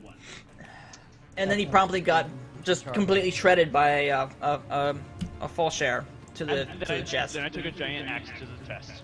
Oof. And thus perished. Well, he got down to 0 HP, so yeah. It actually kept me conscious. Oh, that's so nice. You should have thanked him for the effort. Oh yeah, yeah. Oh, I know, I know. So I'm gonna go ahead and attack one of the small. All right. I know. Would you like to do the first one or the second one? The most intimidating looking one. Well, the one in the middle has red and black, like copper linings, and it's scaling. The one on the left is a pure yellow, so pick your poison. Red and black. That's a friend of Jack. Alright, you go after the second rat. Off the table.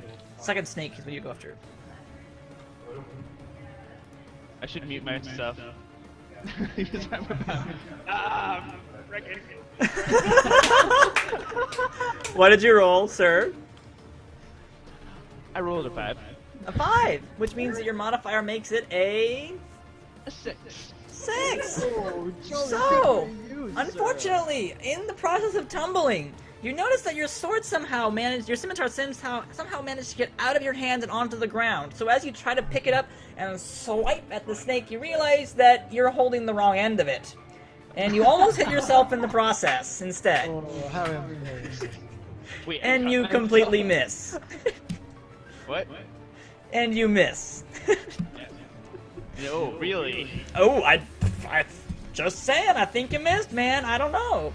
I should Just get a little a medal for this. You should. You really should. I agree. Alright, next up on the list is Pilib. Pilib gets initiative next. Go ahead and make your move. You have, again, now officially a Wingle on your front left.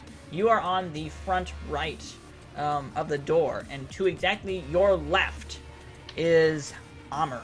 So, try to visualize this, but you're in front of the door. Amr's to your left, and in front of Amr is the Wingle. Yeah, I just noticed.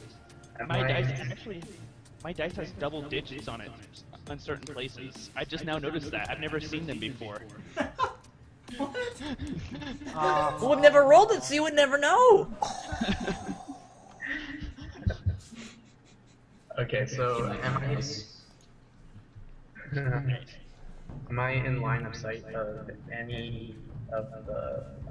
Yes, the small snake directly in front of you that bit you is in your range. That's the snake that's directly next to the Wingle. In fact, I probably should have mentioned that, Shoomfie. You could have attacked that one, but I'm sorry. And then there's also a tiny snake to your right that you could also shoot at if you wanted to. They're kind of closing in on you guys at this point. Okay, so before I do anything, I'm going to use my minor action to give out a single ha at his evil attempt to use a sword. And then I'm going to attack the largest snake that I can get. Or the closest one that just Alright, attacked. so the one in front of you that just bit you for 2 damage, I would go after that one then. That's the closest one at this point. 2 damage? Yep, did 2 damage from a bite. Ouch. Such pain. Well, it would have had poison effects to it as well, but I'm not going to worry about, oh yeah, you got to roll this for the next amount of incremental days that you're going to suffer, and then you have to do this much damage, and you have to do your fortifying will reduction, and then your constitutional will reduction, and it's just kind of like, why? I guess I'll use my bow. Alright, so you've already had your bow pulled out probably, and thankfully you both were able to move through the Wingle successfully, so you don't have to put it away to move through him. So you can go ahead and do your normal attack die against this small viper.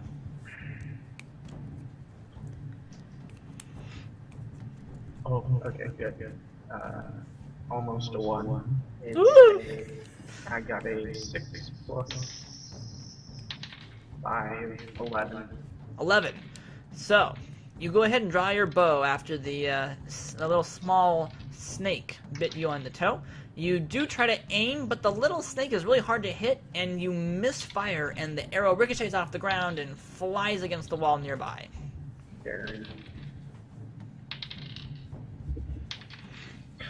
Oh, I should have been picking up my arrows this whole time. Possibly, yeah, because you're down how many arrows now? 1, 2, 3, 4, 5, 6, I believe. 6. Yes, I believe you're down 6 arrows. While you guys are fighting the snakes, you notice that someone has come up behind you. And it's the grieving Time Lord, who was backed by the orcs, grieving uncontrollably and sobbing after you had mercilessly destroyed his newfound friends in the room previously. About time you showed up. He has somehow managed to recover and redeem his self-control again, and has now entered the room, or at least is in the doorway, and immediately responds with... Sup, peeps? Giant snake, get your butt in here. They're not sentient. I'm sure you won't have a problem slaughtering them. Ouch! Bold words from the Wingle. The blow to his charisma is heartbreaking after the massacre they just did on the orcs in the previous room. And it takes them a second to recover from it. Dak, go ahead and roll an initiative die roll, please. You will be joining us in the next round. Yes. Oh no, where's my die? It's 20. Oh, there it is. Hey, Jacob! Hey, Jake! Hey, Jacob! We have a lot of people on this hideout now. What's the modifier with initiative? It's your initiative modifier. Usually it's your dexterity bonus, unless otherwise it's added by passer. Even the benevolent deities are finding this. Okay. 10. Even the benevolent deities are finding I'll this. be right back. What'd you get? 10? Alright. Sounds good. Alright, so after Pilib does his range assault on the melee ranged creature and misses, unfortunately, let me see, the far right small snake, or tiny snake, sorry, goes into action and slithers his little ways up to Pilib and attempts to bite him as well, following in his father's footsteps. Again, this is in their family guide, so be warned. Yep. Mercilessly murdering another You guys are so family. merciless, and I'm not helping you guys either, so that's my own fault. So is there 3 children in this one? There are 3 children. 3 children now? You're gonna kill 3 kids. 3 kids. Probably. Alright. So he attempts to bite at Pilib's heels. And unfortunately, Pilib is not responsive, so he automatically bites and gets him! Just kidding. Careful, if you guys go away from the camera, I'm not gonna, be able to tell you what the guy rolled, because it's an automatic hit at this point, I can't tell what his AC is, so he does roll and get a 12 on his attack die, but I'm waiting to see what...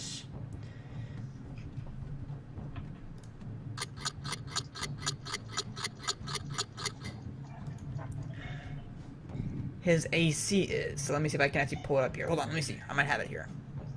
It's 15. So it does not work. No drawing on my face, please.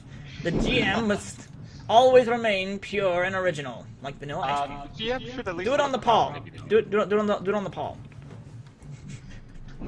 He's a magnificent specimen to try to draw on. Apparently my eyes are beautiful. Yes, they are It beautiful. doesn't work because it's a phone. Your druid has arrived. Very nice.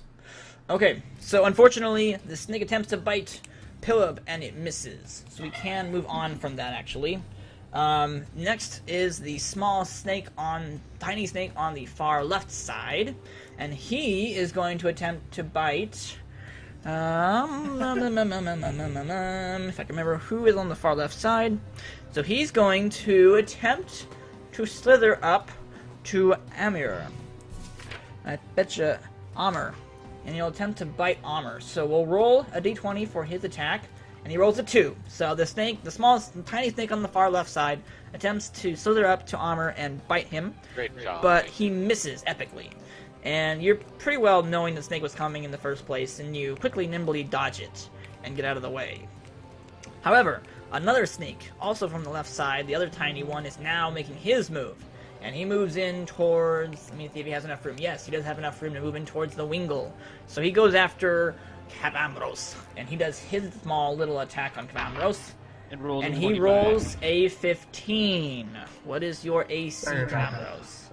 AC is 13. 13. So he does damage, unfortunately.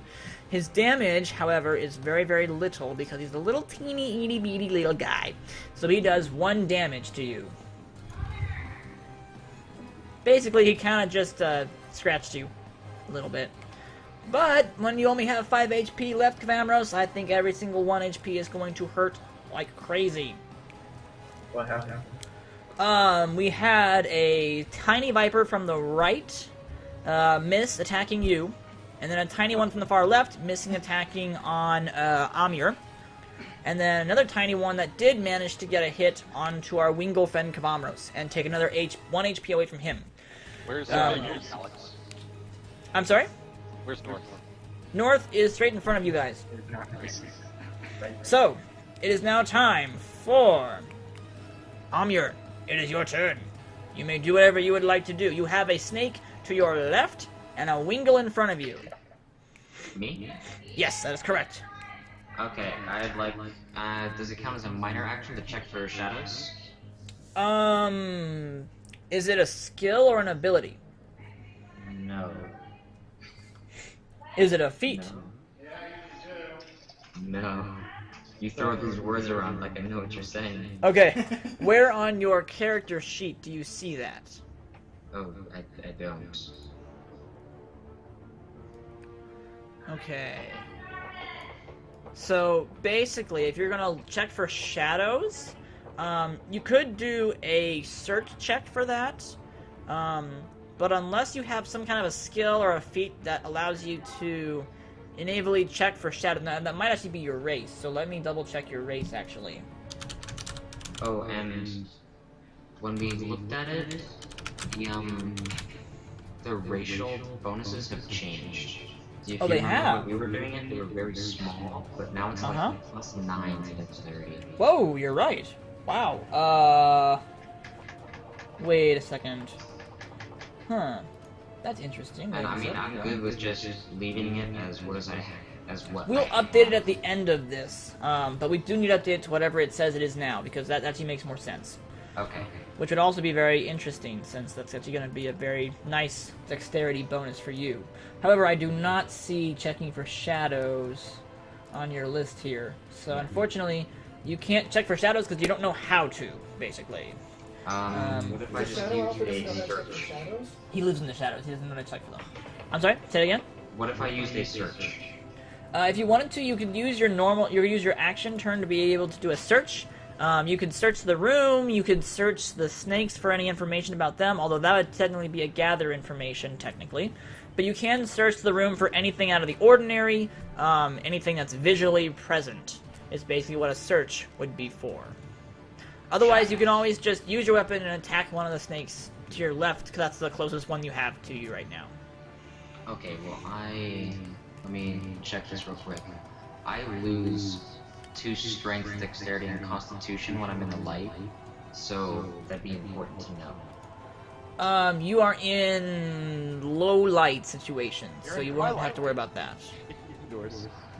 So we'll call it 0? Yep, no reduction, no bonuses right now. Okay, I'll just use the, what's it called, the kukri. You're gonna use the kukri to do a melee attack. Alright, so the kukri will require your strength modifier to use that. So you'll have to roll a pretty high number to be able to hit. Let's see. D20? You'll roll a d20 to check for that. I rolled a 2.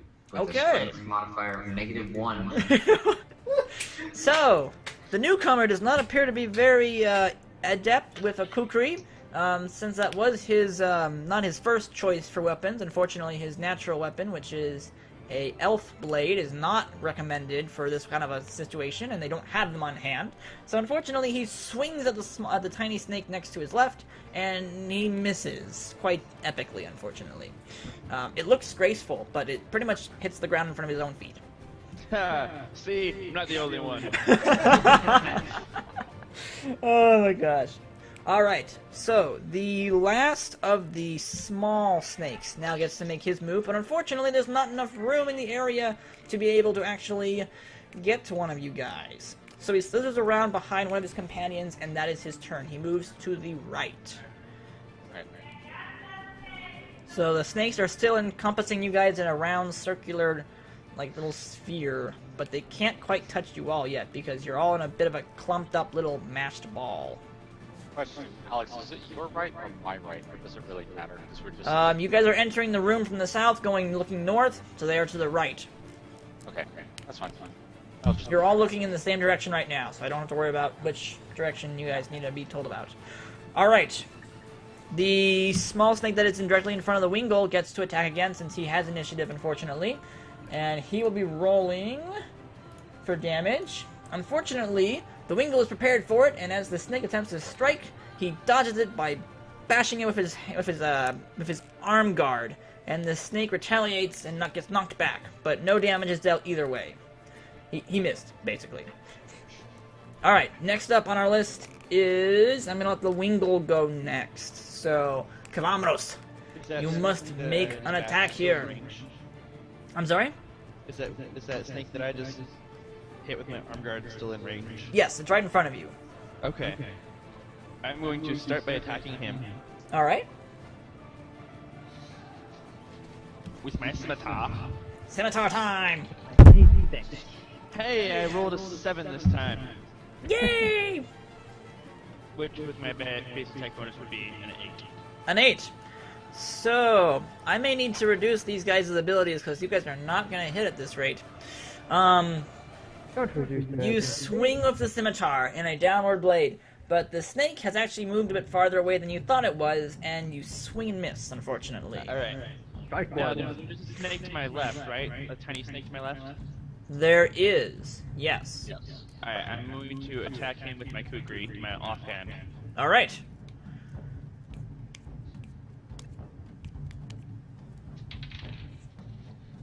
Really? I hate this dice. I roll a 3 this time. So much like your companion who just missed with his kukri, you also do not enjoy the feel of the kukri's blade. And as you swing it down to your left to try to counter off the snake to your left, you do manage to basically drive him back from your toes, but you don't damage him in any way, shape, or form. Your toes. Protect the toes! Toes. This dice is just like...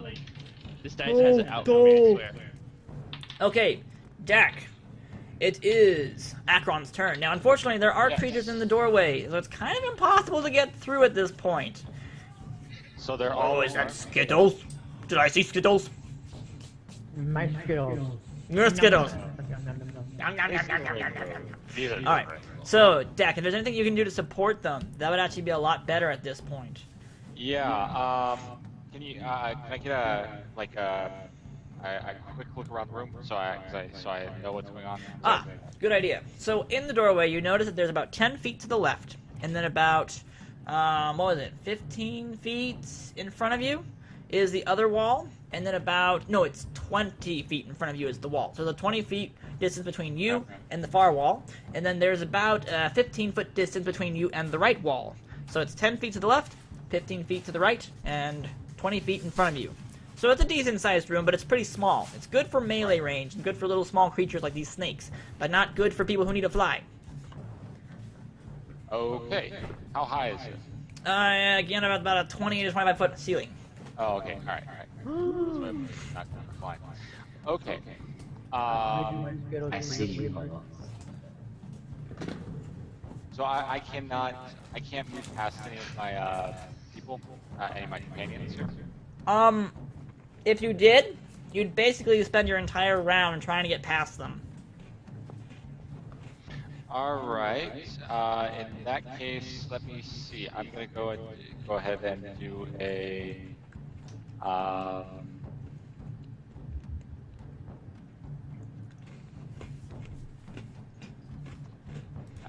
so you said that was alright, I'll go ahead and do a precognition roll and see if I can do anything, because I don't think I can help anything else. Alright, go ahead and roll a precognition roll.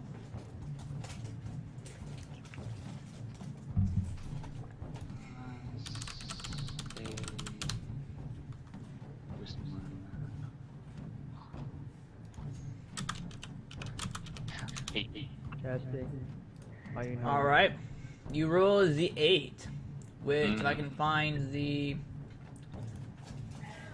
Wait, who's testing? Okay, so you get a vision that the room has a lot of red liquid on the floor, the room you're in right now. And there's a bad stench coming out of it, basically. But you don't know what's been killed or what happened. All you know is that something died in there. Okay. Alright, moving along. That means that it is officially Pillid's turn. I am so sorry. So, you have a snake. To your right. That's a tiny one. And then you actually have... Yeah, that's actually all that you have next to you right now. Does it look like I could grapple the tiny snake and put it in a rat belt? It technically would fit, but I don't know if you'd be able to manage it. You could definitely try to grapple with it if you'd like to. Come here, snake. Come here. Cool. In fact, what are you doing? Just kill it. Let me see. Hold on. Let me look up grappling real he's fast. angry! He's angry! Oh, he's angry now! Let me see now. Grappling. Grappling is considered a what now? Special attack? 135 combat basics. Just so I remember how grappling works. Now that I look at my grapple. Yeah. Grappling may not have been the most wise move you could have made. Well, we haven't decided that yet, but let me just make sure I understand what the grapple is in regarding to attacking. So If you can manage to snag wood and stuff it inside the rat pelt. Snake sandwich! Well, I was just thinking maybe our next encounter can throw a snake at someone. Alice, What? where'd I go? Where'd you go? Paul Cam. No. Paul Cam is gone, Cam. I'm not gonna play. I'll fall back. I control you. It's overheating, I think. My minions. I am going to say that I am not going to do this move, but I'd rather attack. Okay. If you would like to attack, you may attack. I am going to use my bow once more. Oops.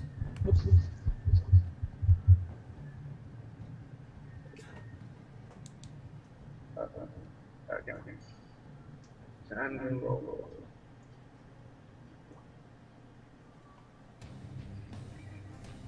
Okay. Whoops, it's backwards. What the crap? I have rolled a 4 plus 5, 9. So a 9 is rolled.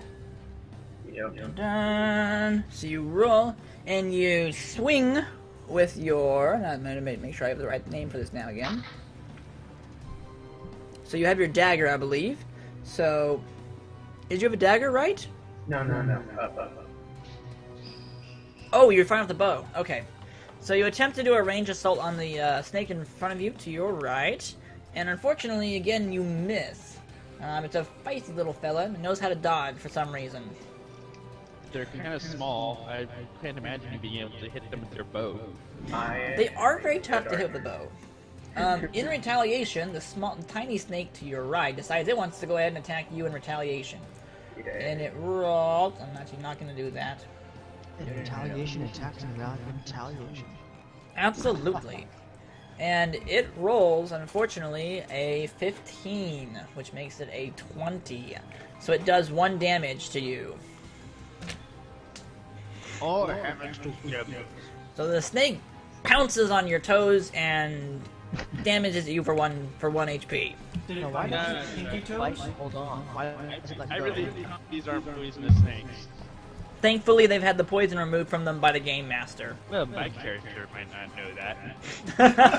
Game character, I hope they're not poisonous snakes.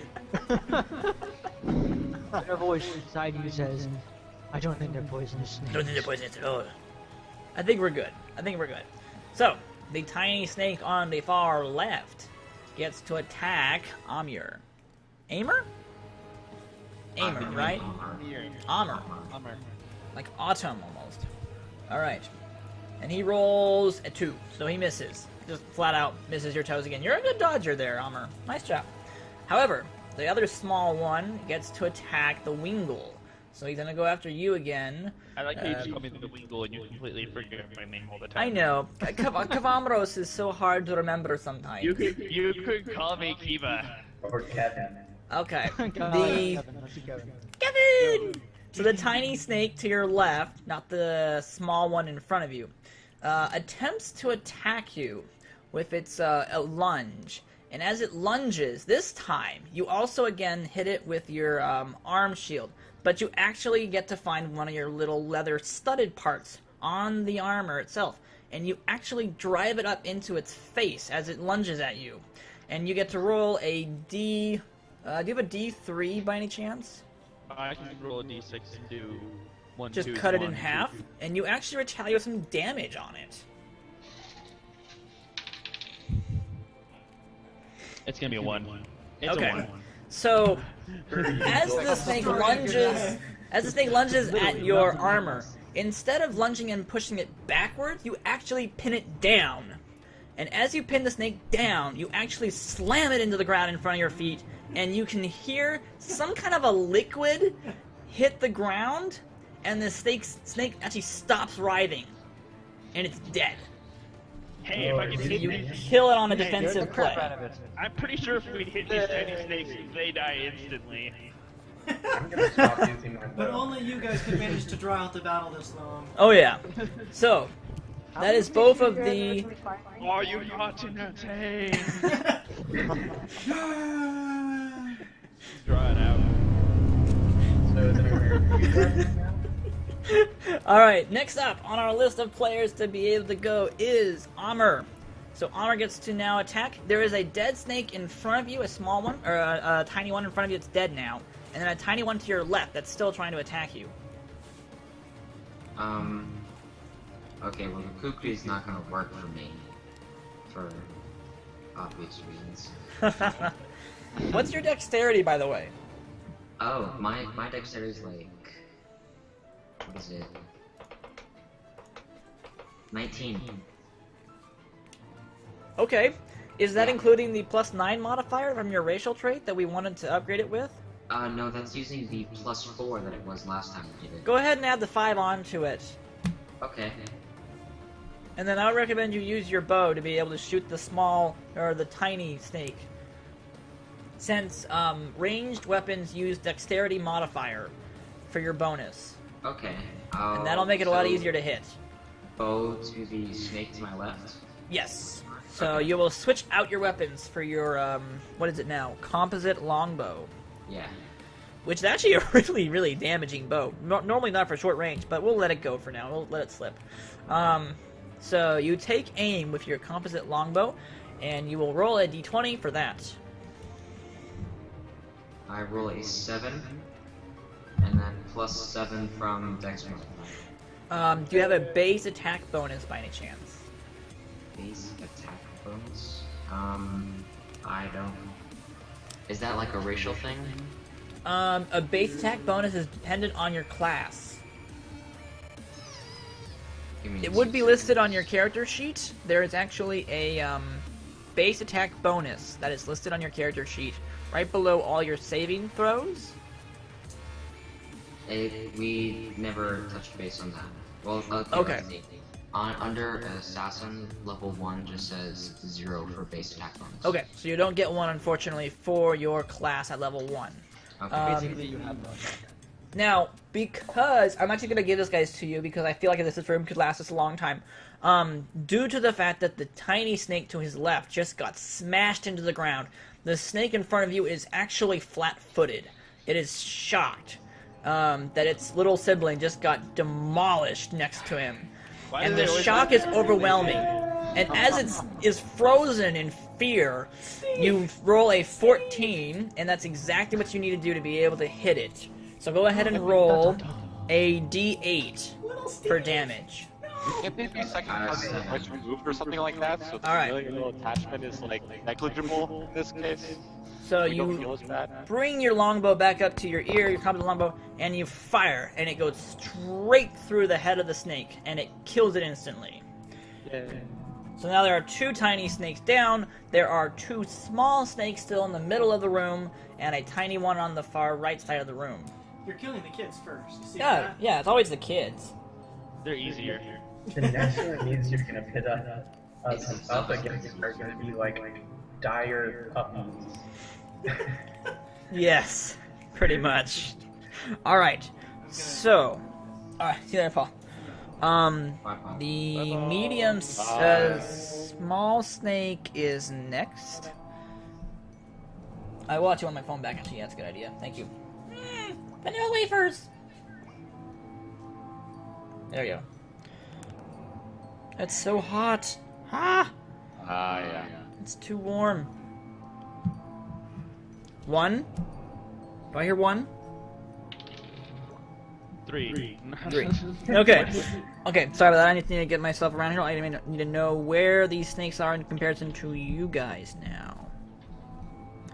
Alright, so that's that, and that would be... Here is there. And then there is the door behind. I have an idea that just might work. Gandalf, there's fire below us! Obscure references that weird people get. Okay, You mean all so, of us? the Pretty much all small... of us. Pretty much all of us. The last of the small snakes is the last one to go for this round. Everybody got the joke. Everybody. Oh yeah, we all got the joke at least. We all know what we're talking about now. Hey, Is there some like rule, function rule, like as you go along the line, like everybody in the group knows the joke, so it becomes a little bit less funny, and then it goes down, and then it goes back up when it's a larger group or something. Pretty much, that's how it normally goes. So the last of the small snakes sees an actual opening in between the Wingle and Pilib. So Kavamros and Pilib have a bit of a space in between them. Now, as it moves into attack, you both get chances for a chance of attack on this here. So I actually need to look this up. We're actually going to learn how to do chance of attacks now. So give me a second, and as the snake moves into range, you guys are actually going to get a chance to attack it.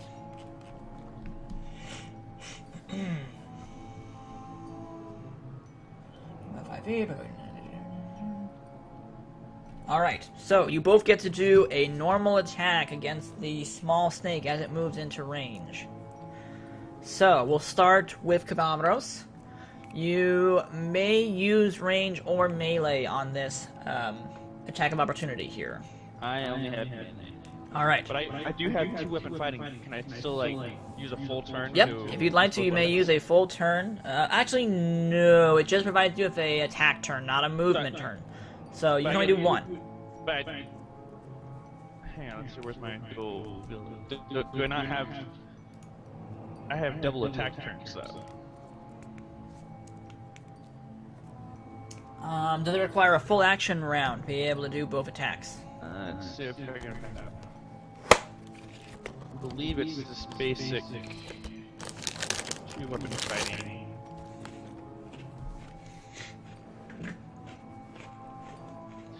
You wield a second weapon in your offhand, you get 1 extra attack per round with that weapon. Reducing your offhand weapon. Weapon. It just says you get an extra attack per round. Alright, then you get to use both of them. Go ahead and roll for your first one.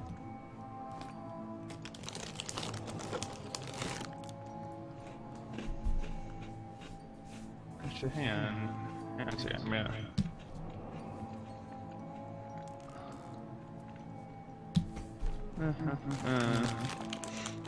Because there's 2-weapon fighting and then there's the 2-weapon fighting as the feet.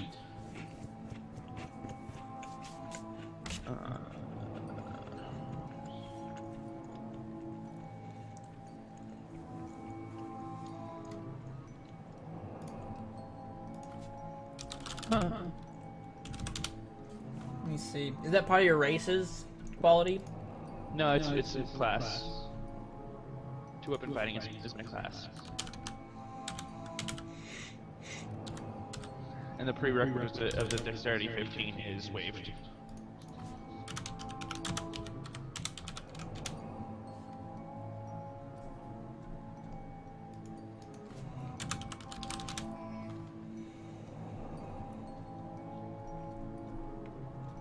is the one I'm looking at.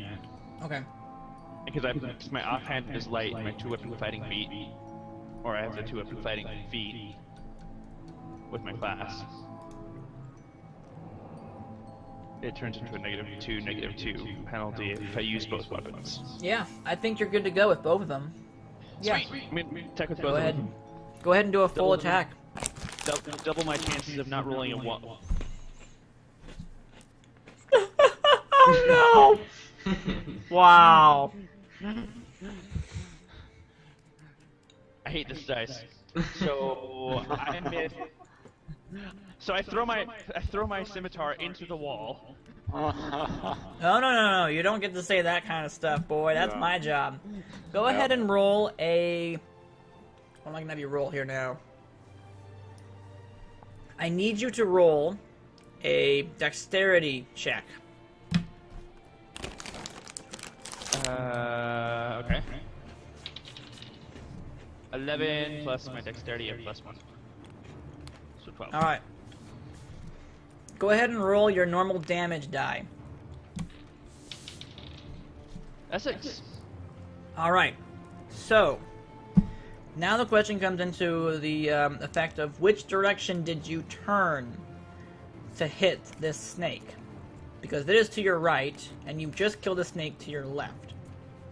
So, roll a 6 die. A d6? Yes. A 5. A 5. Okay. Thankfully, after killing the snake to your left, you were turning to your right to attack the snake on your right. And as you spin around to attack the snake on your right, your scimitar happens to catch the snake in front of you, and you deal 6 damage and decapitate it while spinning around to hit the snake to your right. So even though you rolled a 1, you had a 50-50 chance of being able to make it against possibly Amir behind you, or the one in front of you. So you actually take out the small snake in front of you. And go ahead and do your second... I meant to do that! I totally meant to do that! I know. Go ahead and roll for your other weapon now. 17 plus my attack modifier or base attack bonus of 1. Minus my plus my -2 for dual wielding. So 16. Okay.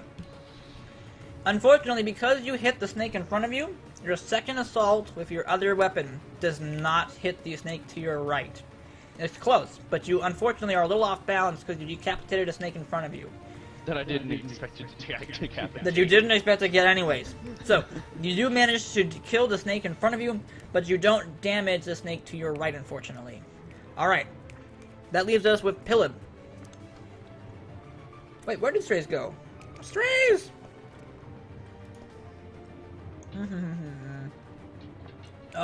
He disconnected. Hold on. I think he lost internet for a second. Oh yeah. I heard him drop TeamSpeak.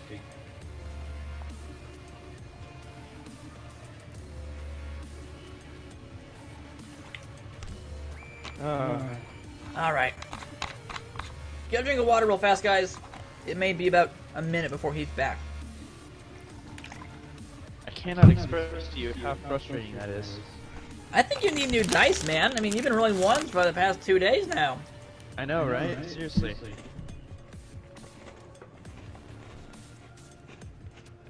I mean, I landed at 17 at the end there, but it wasn't enough. Small little boogers. They are nasty. I didn't think they had this much AC.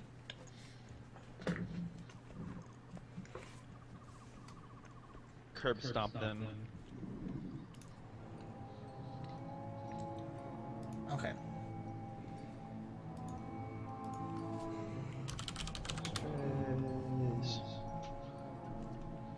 Strays.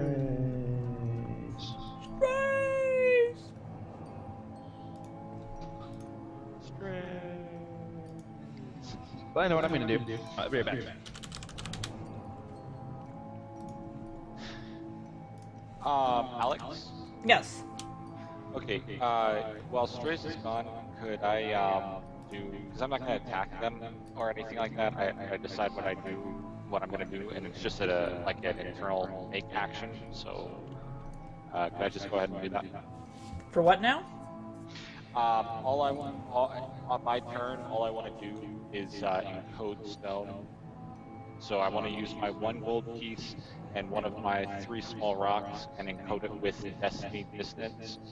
And that takes 1/25 of the cost, so it's the level of the stored power times its manifestor level times 25 gold pieces, which means to imprint the stone you must spend 1/25 of the base price, which is 1 gold piece. So I'd like to use my 1 gold piece that I have and imprint 1 small rock with Destiny Distance. Okay, and what is Destiny Distance now? Destiny Dissonance is a level 1, and it has 1 power point, which is, so that's a level 1, so it's times the 1, times 1, times 25, and then 1 of that. The Destiny Dissonance, your mere touch grants your foe an imperfect, unfocused glimpse of the many possible futures in store. Unaccustomed to this, unable to process the information, the subject becomes sickly for 1 round per the level of the manifestor. So basically, Okay. yeah. Okay. I don't know if you have enough power points because we haven't technically started a new day in game days time. I don't have to use a PowerPoint. I just have to pay a gold piece to cast it, and I have one. I have just 1 gold. Is that part of your? No. If it says you have to use a PowerPoint to be able to do it, you've got to be able to use a PowerPoint to be able to do it. No, it says base. It says to imprint the stone, you must spend 1/25 of the base price in XP and use up raw materials costing 1/2 of the base price. So any powered stone that stores power with an XP cost. But it does require 1 PowerPoint. No, it says it requires 1 XP. It says on the list here 1 PowerPoint required. Okay, let me see. Are you looking at this one?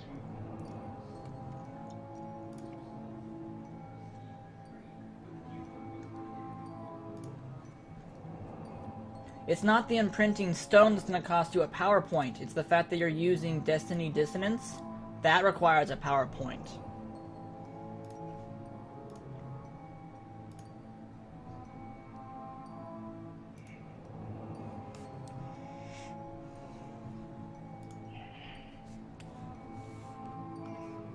Okay. Oh, also, encoding a Power Stone takes 1 day. No, it doesn't. It says encoding a power stone takes 1 day for each 1,000 GP, and it's base price. Oh, and it's base price. Yeah. Well then, wait, hold on. So the base price is 25 GP. That's what the base price for what I would want to do for this one. So I'd have to have 1 gold piece, 1 stone. Where do you get the 25 from now? It's the level of the stored power, which is What is the base price though? The base price is 25. You calculate the base price of the power stone by its level of the stored power, its manifestor level, so I'm a level 1, and 25 gold pieces. So to imprint a power stone, you must spend 1/25 of the base price in XP and use up raw materials consisting 1/2 of the base price. So basically, I have 1 gold piece, I have stone, so I can use the 1 gold piece. Well, basically it's 1/25 of the price. So I can spend 1 gold piece to produce, I guess, right? Or no, because I have to use.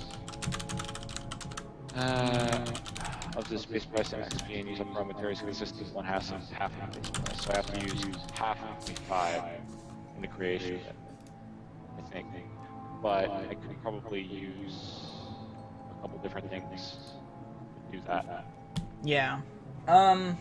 Okay. That wouldn't be a problem. Hold on a second, guys. I might be able to get straight in here. He is experiencing a power outage. Which is not normal for him. Actually, no, I'm sorry, it's normal for him, technically. He gets them all the time. But, Is it an XP cost on... So how much XP do I have to... I mean, how much XP do I have? That's not equivalent to my power point, right?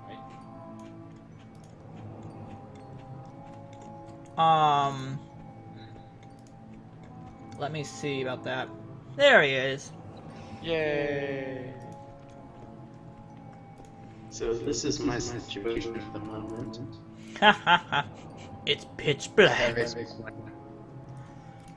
And it's just a brownout, so like the lights are still kind of on. Oh. One of those situations. Okay, well... My audio is awful. You're not too that bad. It's not as bad as I was expecting it to be honest. But, all we have to do is just tell you what's going on, and you can still be able to talk in the chat, at least. Okay, I have my character up. Perfect. Yay. So, it was, in fact, going to be, your turn, I believe. Hold on. What was that right now? Yeah, you get a chance to attack the small snake that's moving into your area of effect. So, you do get to make either a ranged or a melee assault on it, and it will be to your left. I'm gonna do a melee. Alright. So using your... I'm guessing you had a kukri, is that correct? What? Did you have a kukri or a dagger? Okay, you have a dagger for that.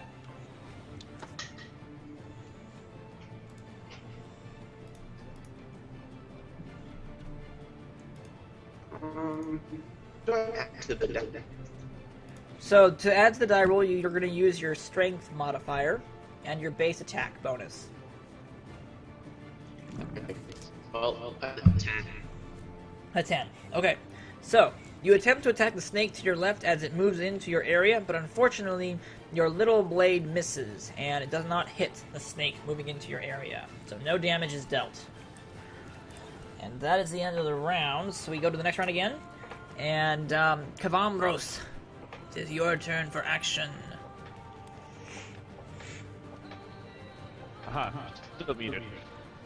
What should I do? What do I see within range of me? Alright, so because you killed the small snake in front of you, and the two tiny snakes to your left are both also dead, the only one left is the small snake to your direct right, and then the tiny snake that's behind, or beyond, Pilib, who is to your right. Alright, let's see, let's pull this.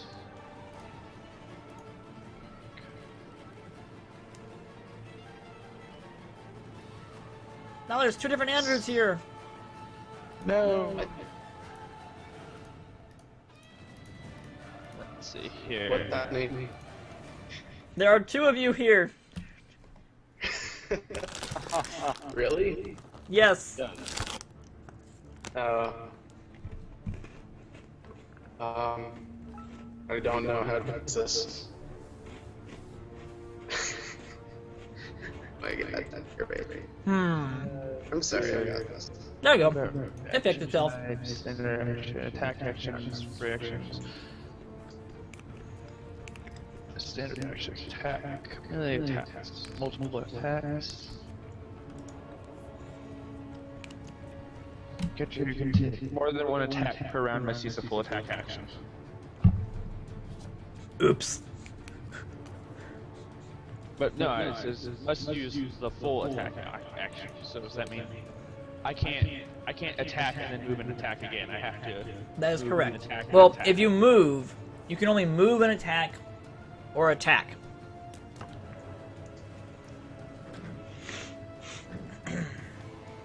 Okay, let's hear. What kind of special attacks are there? For your character, let me double check your sheet really fast here. So, your feats are what you're going to be looking for at this point. So you don't have any special abilities besides fast movement that could help you in an attack, or a special ability for an attack. So you're pretty much just a generic fighter at this point.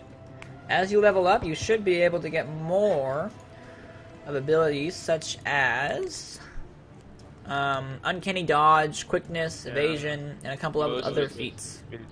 I'm just thinking like standard attacks. Like I was able to charge the last time. I was wondering if there's like a top-down attack that I could do. Unfortunately, I don't think there is any that you can manage to pull off at this level. I know what I'm gonna do. All right.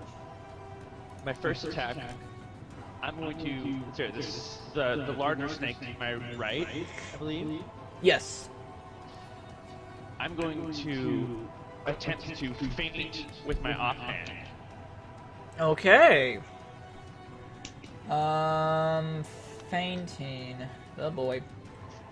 Paid 170 or 154. 154. Or I guess 155 is the official full page. All right. Fainting.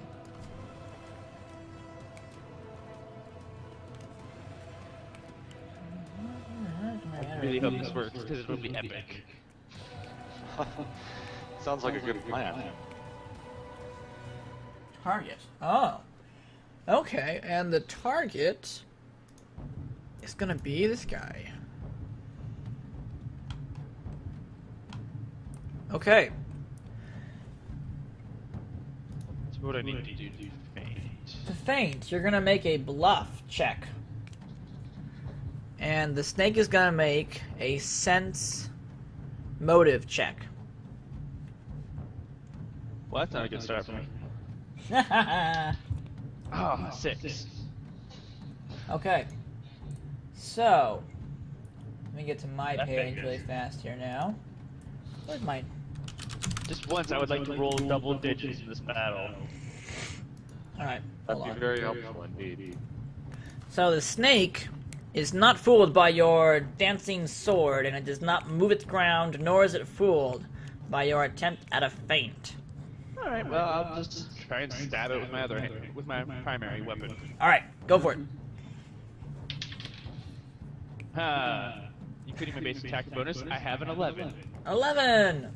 So, you attempt to attack it with your other blade, but because you didn't exactly fool it with the first one, it's easily able to slither out of the way, and it manages to dodge your attack. Double digits, I rolled a 10.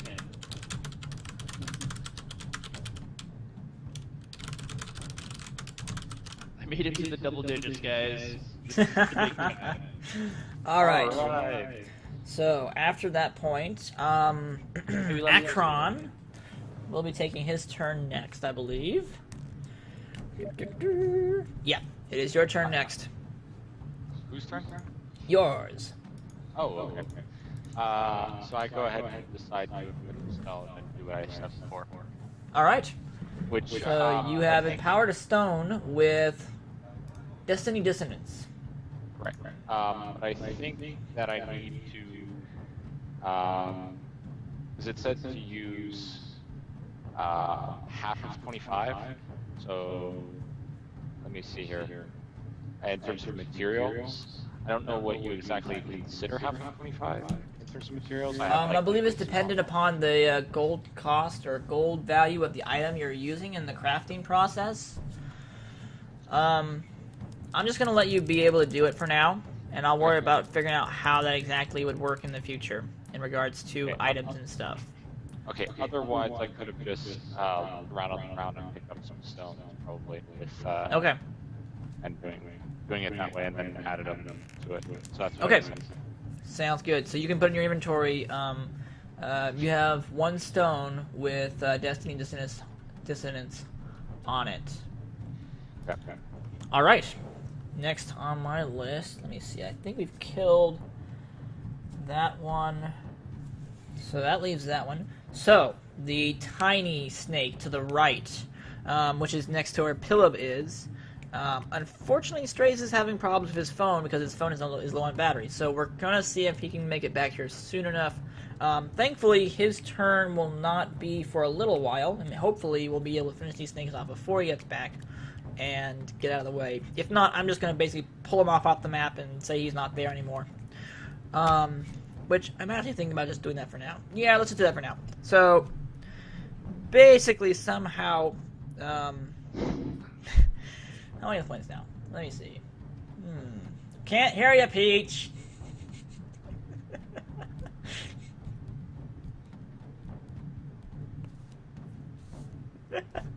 Oh man. So There we go. One point. No, that's a whole bunch. ha ha ha. Yeah, I was just saying, this is where you have to be creative. As the admin, you remember the time when we had like, was it Paul's character who like had like a month, like 24-hour period of silence when he was absent? So basically what happens is this. Because you guys know that there are some magical properties going on in this maze-like dungeony system, before your wondrous eyes, the character you know as Pilib suddenly he's encased in some kind of a shining, transparent, like, orb. And he instantly begins to float up and out of the ceiling, which is very, very strange, and it freaks you all out a little bit. Oh my and God. he floats away. And everything in the room just kind of stares at it for a couple seconds until you all go back to normal and react normally. Alright? Can I do a knowledge of No, you may not. Jack? Your turn just went. Psionics? It came and went, Dak. You're too late. No! Okay, so after the end of that turn, sorry, hold on. Who are I supposed to be going for now?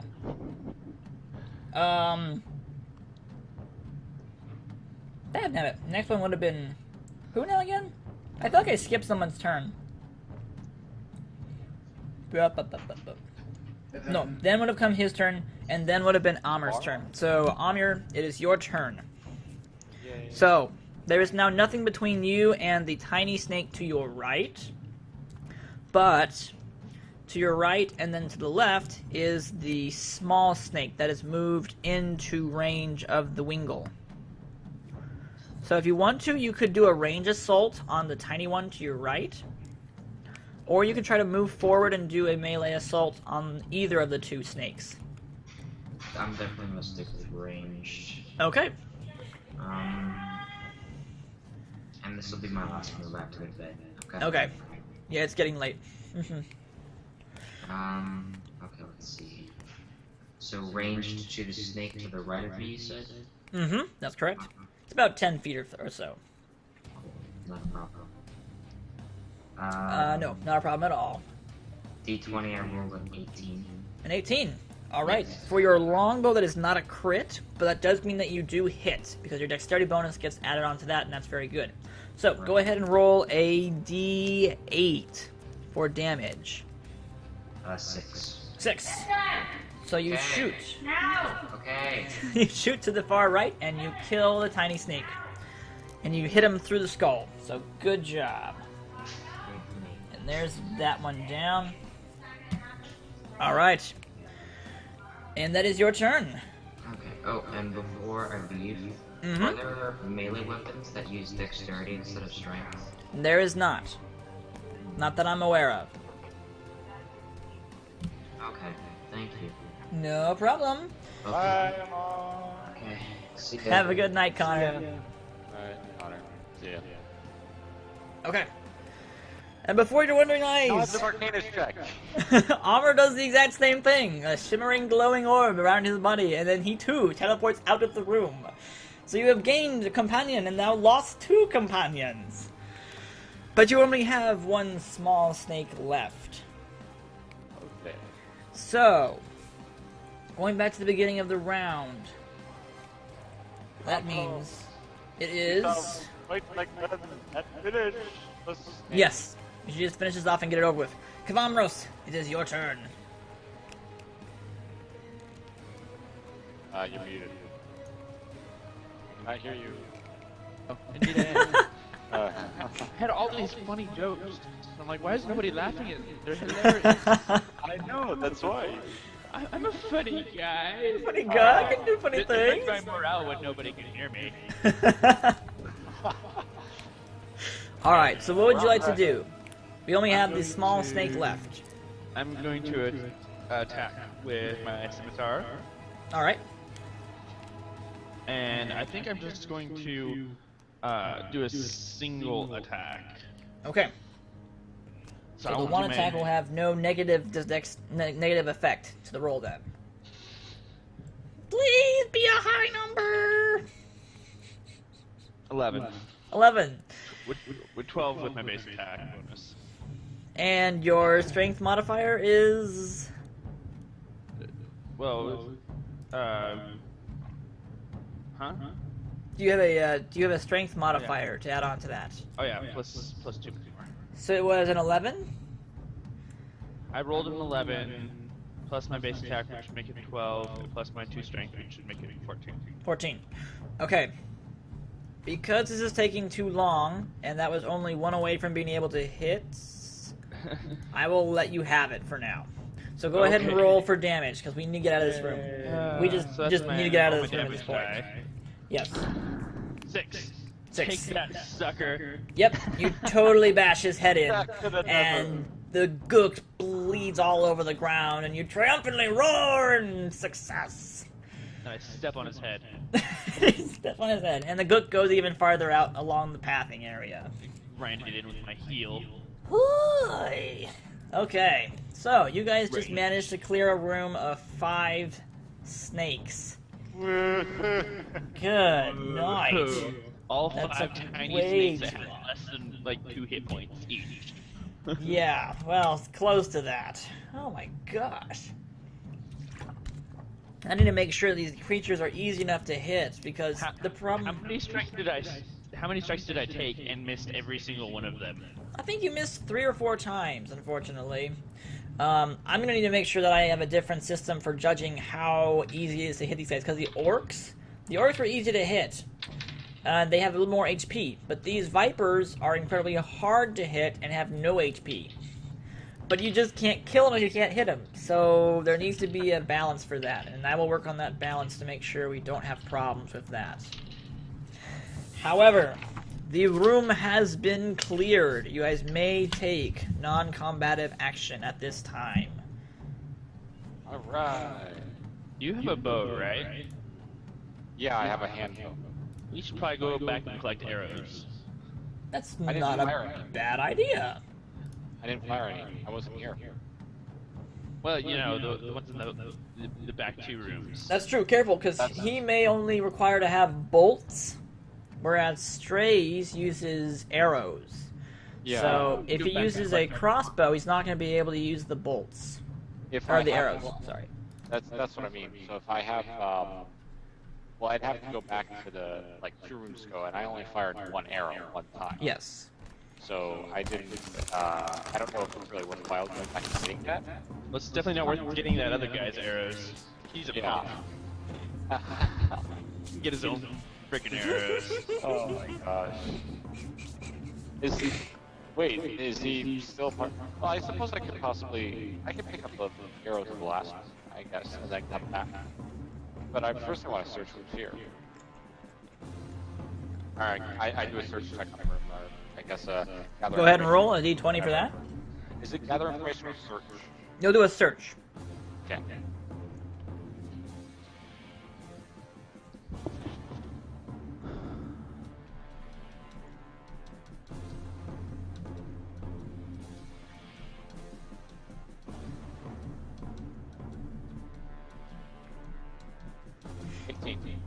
$15. Is that including your modifier? No, 18. 18 including modifier. So you search the room, but you don't really find that much. There's now officially a lot of blood on the ground, much like your vision depicted. There's a couple of, about 5 snake corpses on the ground, and there's what appears to be some remnants of some bones in the back left corner area. Probably another creature that they killed or something else that happened back there. But you don't find anything out of the ordinary in the room. Like most of the other rooms, it's pretty well kept up and cleaned and well maintained. Can I search the bone pile? Search the what now? Bone pile? If you'd like to, go ahead and search the bone pile. Roll another search check. Okay. Check the bones! Bones. That was one of our RPG games. We had all 3 of our characters were like, I checked the bones! I checked the bones again! I want to check the bones too! And the GM's like, there's nothing in the there's nothing freaking in the bones! Stop checking the bones! That became our running gag. We ought to be like, check the bones! Great. Oh my. Oh, yeah. Amazing, like it. I get an 11. 11. Alright, so there's nothing in the bones that is out of the ordinary, nothing there to be able to really, like, craft with or collect. So unfortunately, it's pretty much useless bones. Okay. Alright, so I go back into the other room and I pick up however many arrows Strays had fired. Which room now? I guess we only went one room from the hallway, correct? We've gone through 2 different rooms. This is our 3rd at this point. So if you're going to move back into rooms, you need to let me know which room you're going back to. Oh, I'm just going to go back one room and search that room. Okay, so that'll probably cost you about 3 action moves to be able to do that. So, Shoomfie, is there anything you would like to do during this time? And you're muted again, which explains why we're not hearing any funny jokes. Yep. I can't eat and play games at the same time. No, you really shouldn't. It usually doesn't pick up when you're eating, though.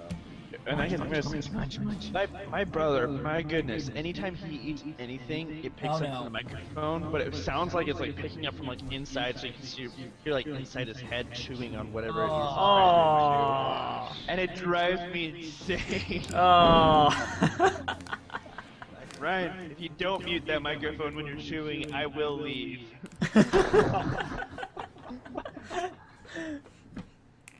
So he doesn't bother anybody else. I'm like, yeah, but it bothers me. Well, it bothers the heck out of me, boy. I will kick you in the shins next time I see you.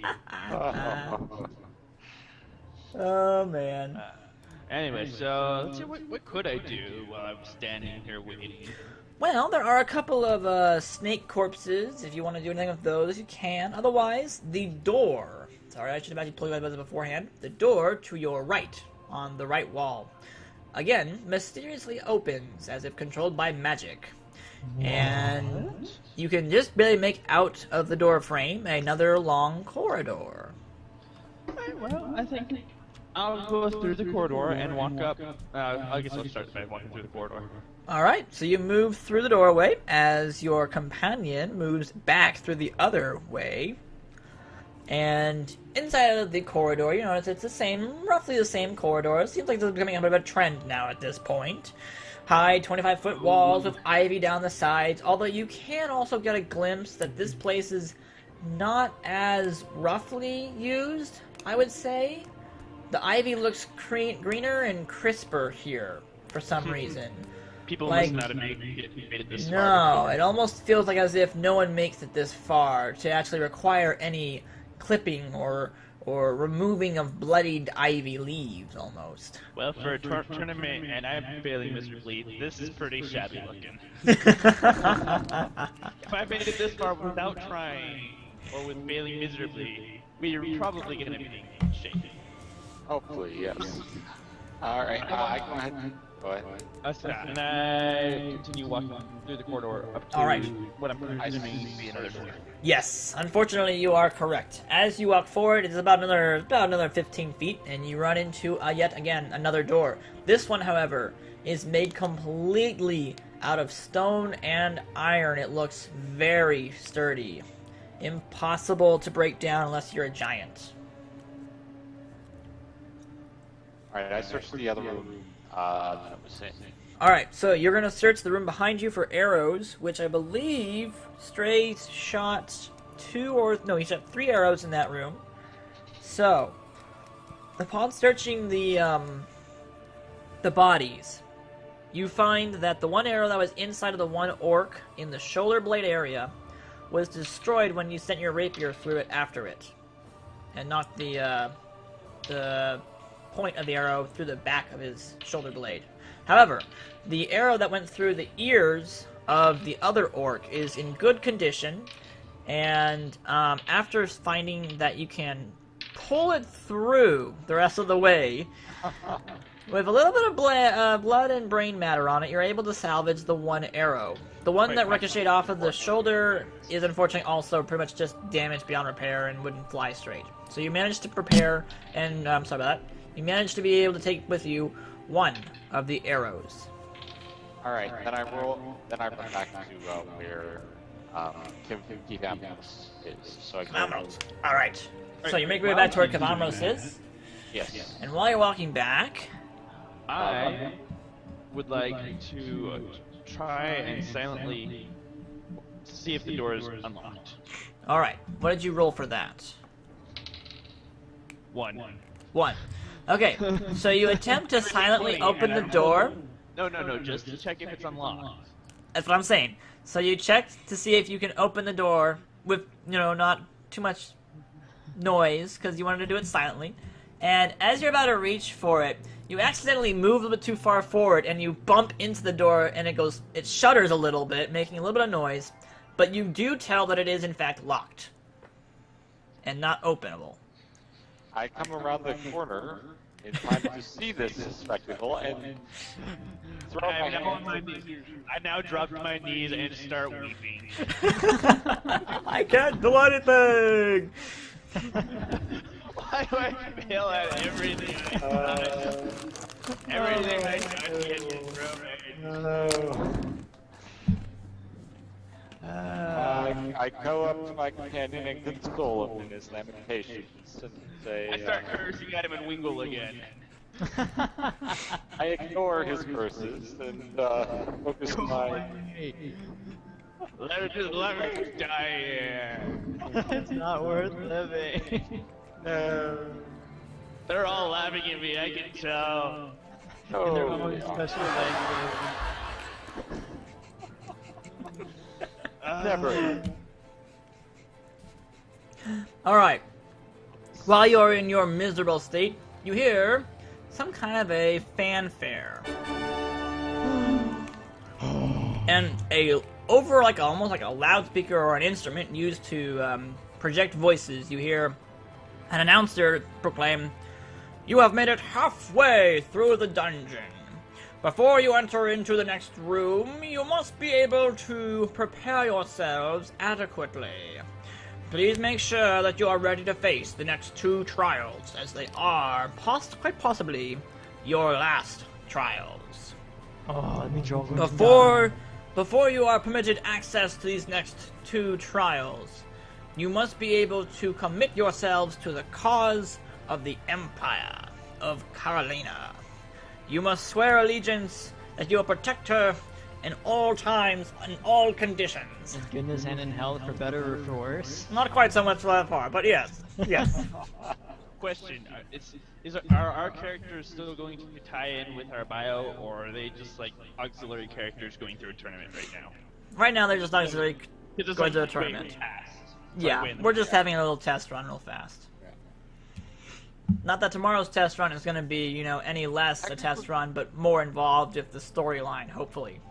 Alex, technically my character could actually draw in from this one. I'm sorry? Technically I could say that I was in the past, though, for this one. Just for fun. No, I'm not going to make this one have any connections to the main storyline. It's not required. Oh, okay. Alright, So the voice ends with this question. Do you deem yourselves worthy for the next 2 challenges? Well... the honest Kavamros is like, heck no! And I believe my companion underestimates his capabilities. We may require you to wait here until your other 2 companions and possibly a 3rd companion join you. If you would prefer to do that, we will postpone your final challenge until then. Yeah, we should probably wait for them. Are they... Well, how's that gonna work? I mean, they're gone, right? Magically spirited away. They have been removed.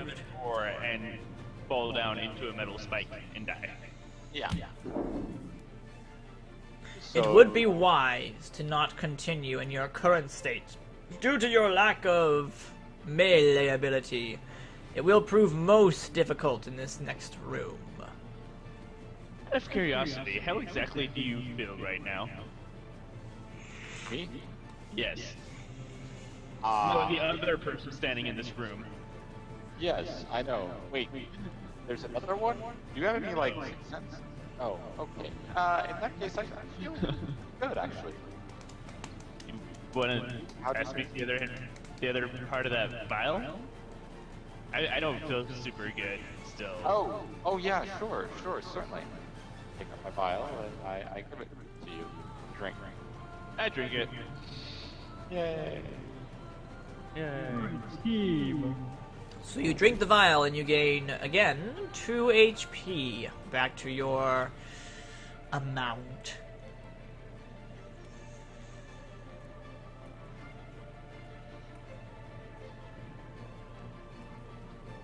So are we gonna end it here tonight, Alex? We will be ending it here tonight. I don't know if Strays is going to be able to come back in time or not. But... we continue rolling this dice and see more time like roll a 3. Yeah, I would check your die really fast, see if maybe like lenient to one side or the other. I've been doing that, and it's like, it's totally random, but okay, it tends to lean more like, I don't know what it is.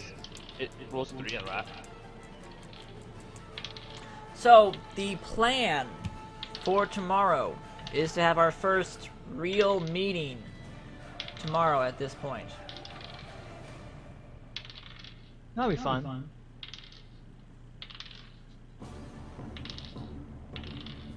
This dice.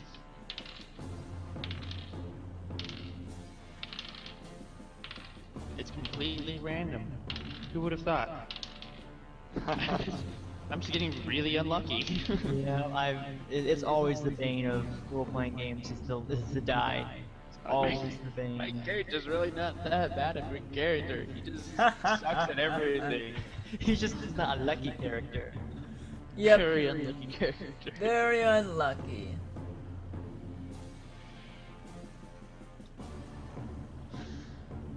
My goodness.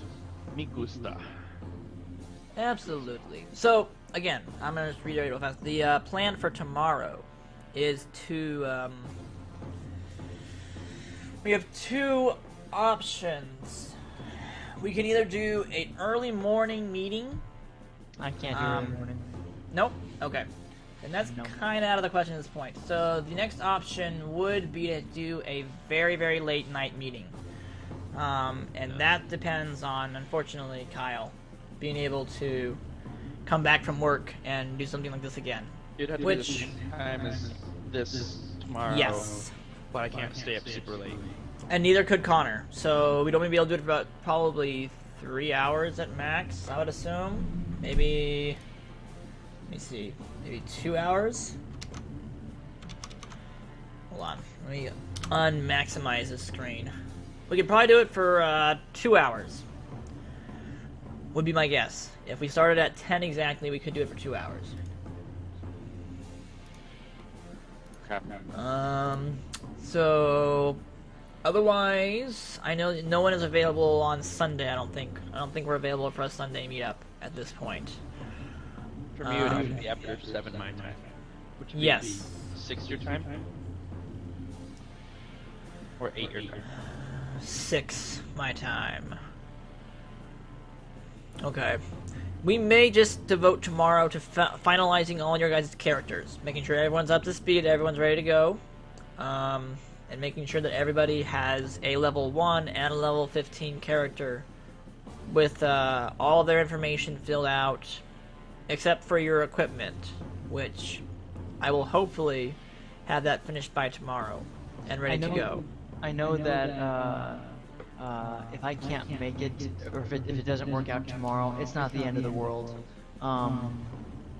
So, you know, if since you guys have already worked on this tonight, if it doesn't work for tomorrow night, you guys can do it tomorrow morning. I don't really care if I make it or not for the first meeting, so don't worry about that. Well, I didn't unfortunately tell anybody about it starting tomorrow. I know that I've been trying to say it starts this Saturday, which would be tomorrow, but I've never actually said what time, so that's my own fault for not actually making a dedicated time for it to start at. If we can make it all work, that'd be awesome, but we'll have to see. That's the hard part, is figuring out a time that works for everybody at this point. Okay, let me think.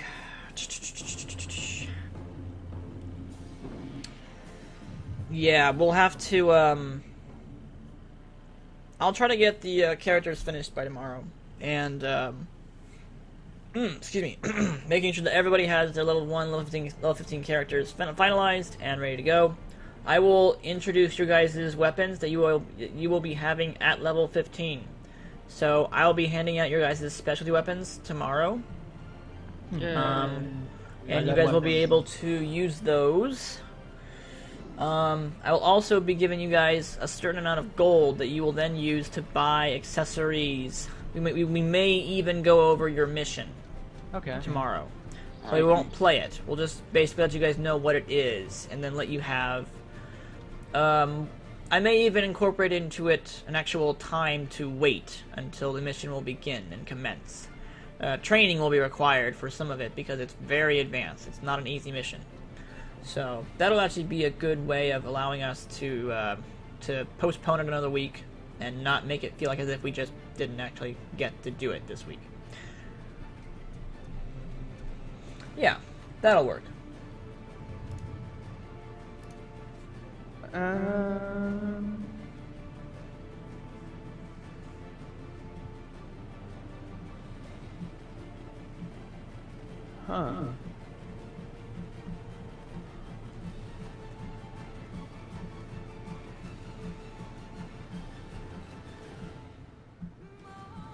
Interesting.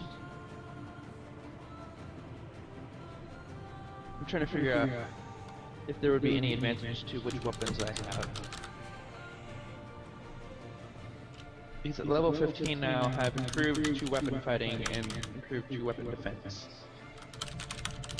In addition. Boom, boom, boom, boom, boom. Oh, interesting. Cool.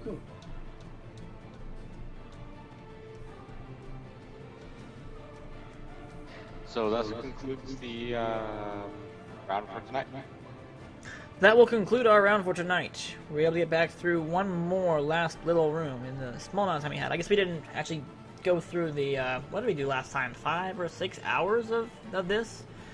And we're able to cover only 2 of the rooms. So the rooms do take a little bit of time. I think the snakes were a really bad pickup, though. I won't do more than 2 snakes in rooms from here on out. And you're muted again, Shoomfie, I believe. No, I just haven't said anything in a while. Okay. Alright, good. So I don't think he'll be doing quite that many snakes ever again, because that just was going to be a long time to kill all of those hard-to-hit enemies. I will try to... hit him anyway. Well, I need to figure out a better way to let you guys know what the best route to take those guys down is, because if you guys can't actually hit them with melee, there needs to be some other way, either a grapple or some way that you can utilize your size against theirs to take them down. Right. Stomp on their heads. Yeah. Oh, look, I rolled a 20. I didn't even know this 20-sided die had a 20. Or anything in the double digits. Oh, look at that! I rolled 2 20s in a row. Dad, you're just specially gifted. His computer cheats. I'm just joking. That's possible. I roll 2 1s in a row all the time, so I suppose 2 20s would be just as likely. Absolutely.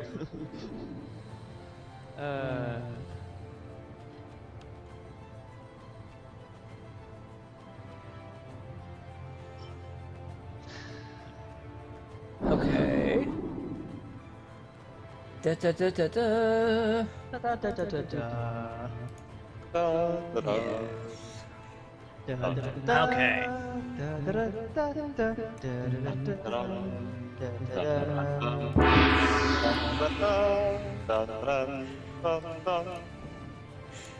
Good grief. Okay, so that will conclude our missions for today. We are officially done. If you want to stick around, I might be watching some YouTube videos. I don't know. I'll see. Otherwise, thank you for playing. Sorry, this one wasn't quite as fun as the last time we did it. Probably because it just wasn't as much fun with the enemies we had and the situations given. Yeah, I think the snakes really just took away a lot of the energy of being able to quickly get through a room and deal damage. You guys are fighting them for like what, 2 hours? Yeah, about an hour and a half fighting just snakes. So. Wow. My other started derailments and total breaking of characters. Yeah. Dealing one little damage here and one little damage there. That was sad. That was very sad. How many of those things did I kill, actually? You killed 1, 2, 3 of them, I believe. You killed 3 of them. Mostly because you were being nice, but... I think one of those is because I was being nice and I wanted you to be able to just get it over with. But then I'm pretty sure that Connor killed 1 to his left, and I think that Strays killed 1 to his right. I think. No. I think Connor killed both the other 2, I think. With his longbow. Yeah, his competent longbow killed 2 of them. One to the left, one to the right. For being totally unlucky, I actually managed to kill 3 of them. That's not too bad. It doesn't do too bad, actually.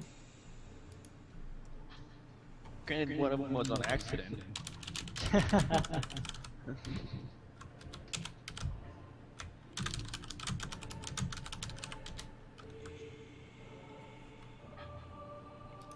Yeah, that accidental kill was actually quite funny and quite well played, I would say. Very much so.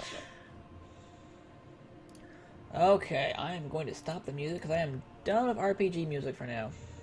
Thank you! Alright, well, just keep us in the know, Alex, about what happens for tomorrow, okay? Absolutely. And I will see you all later. See you, Jacob.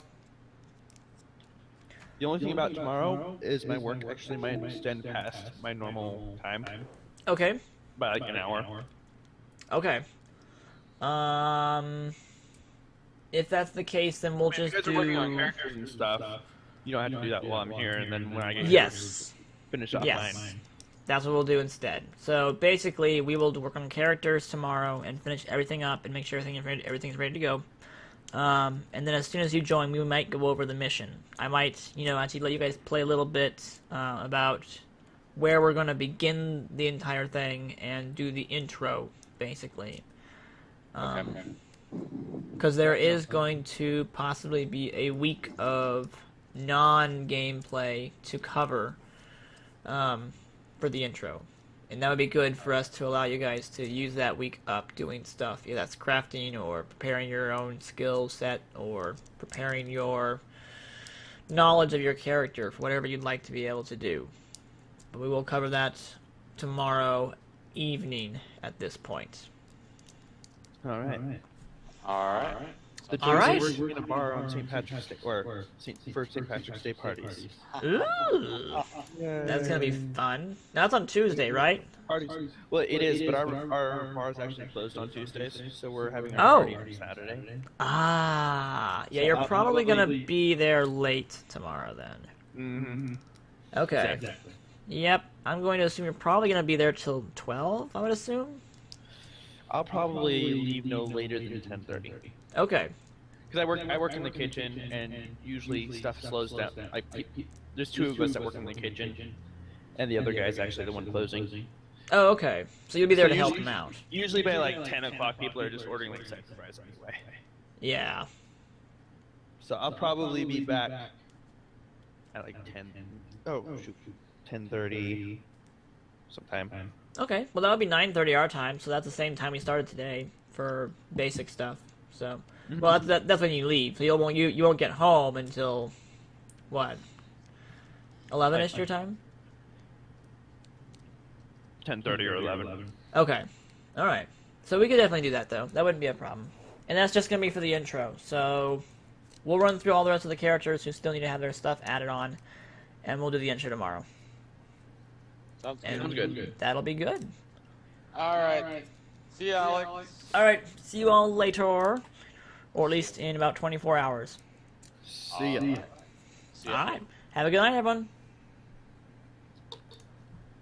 I'm gonna go watch Yog's Quest. Yay! Ooh. Nice.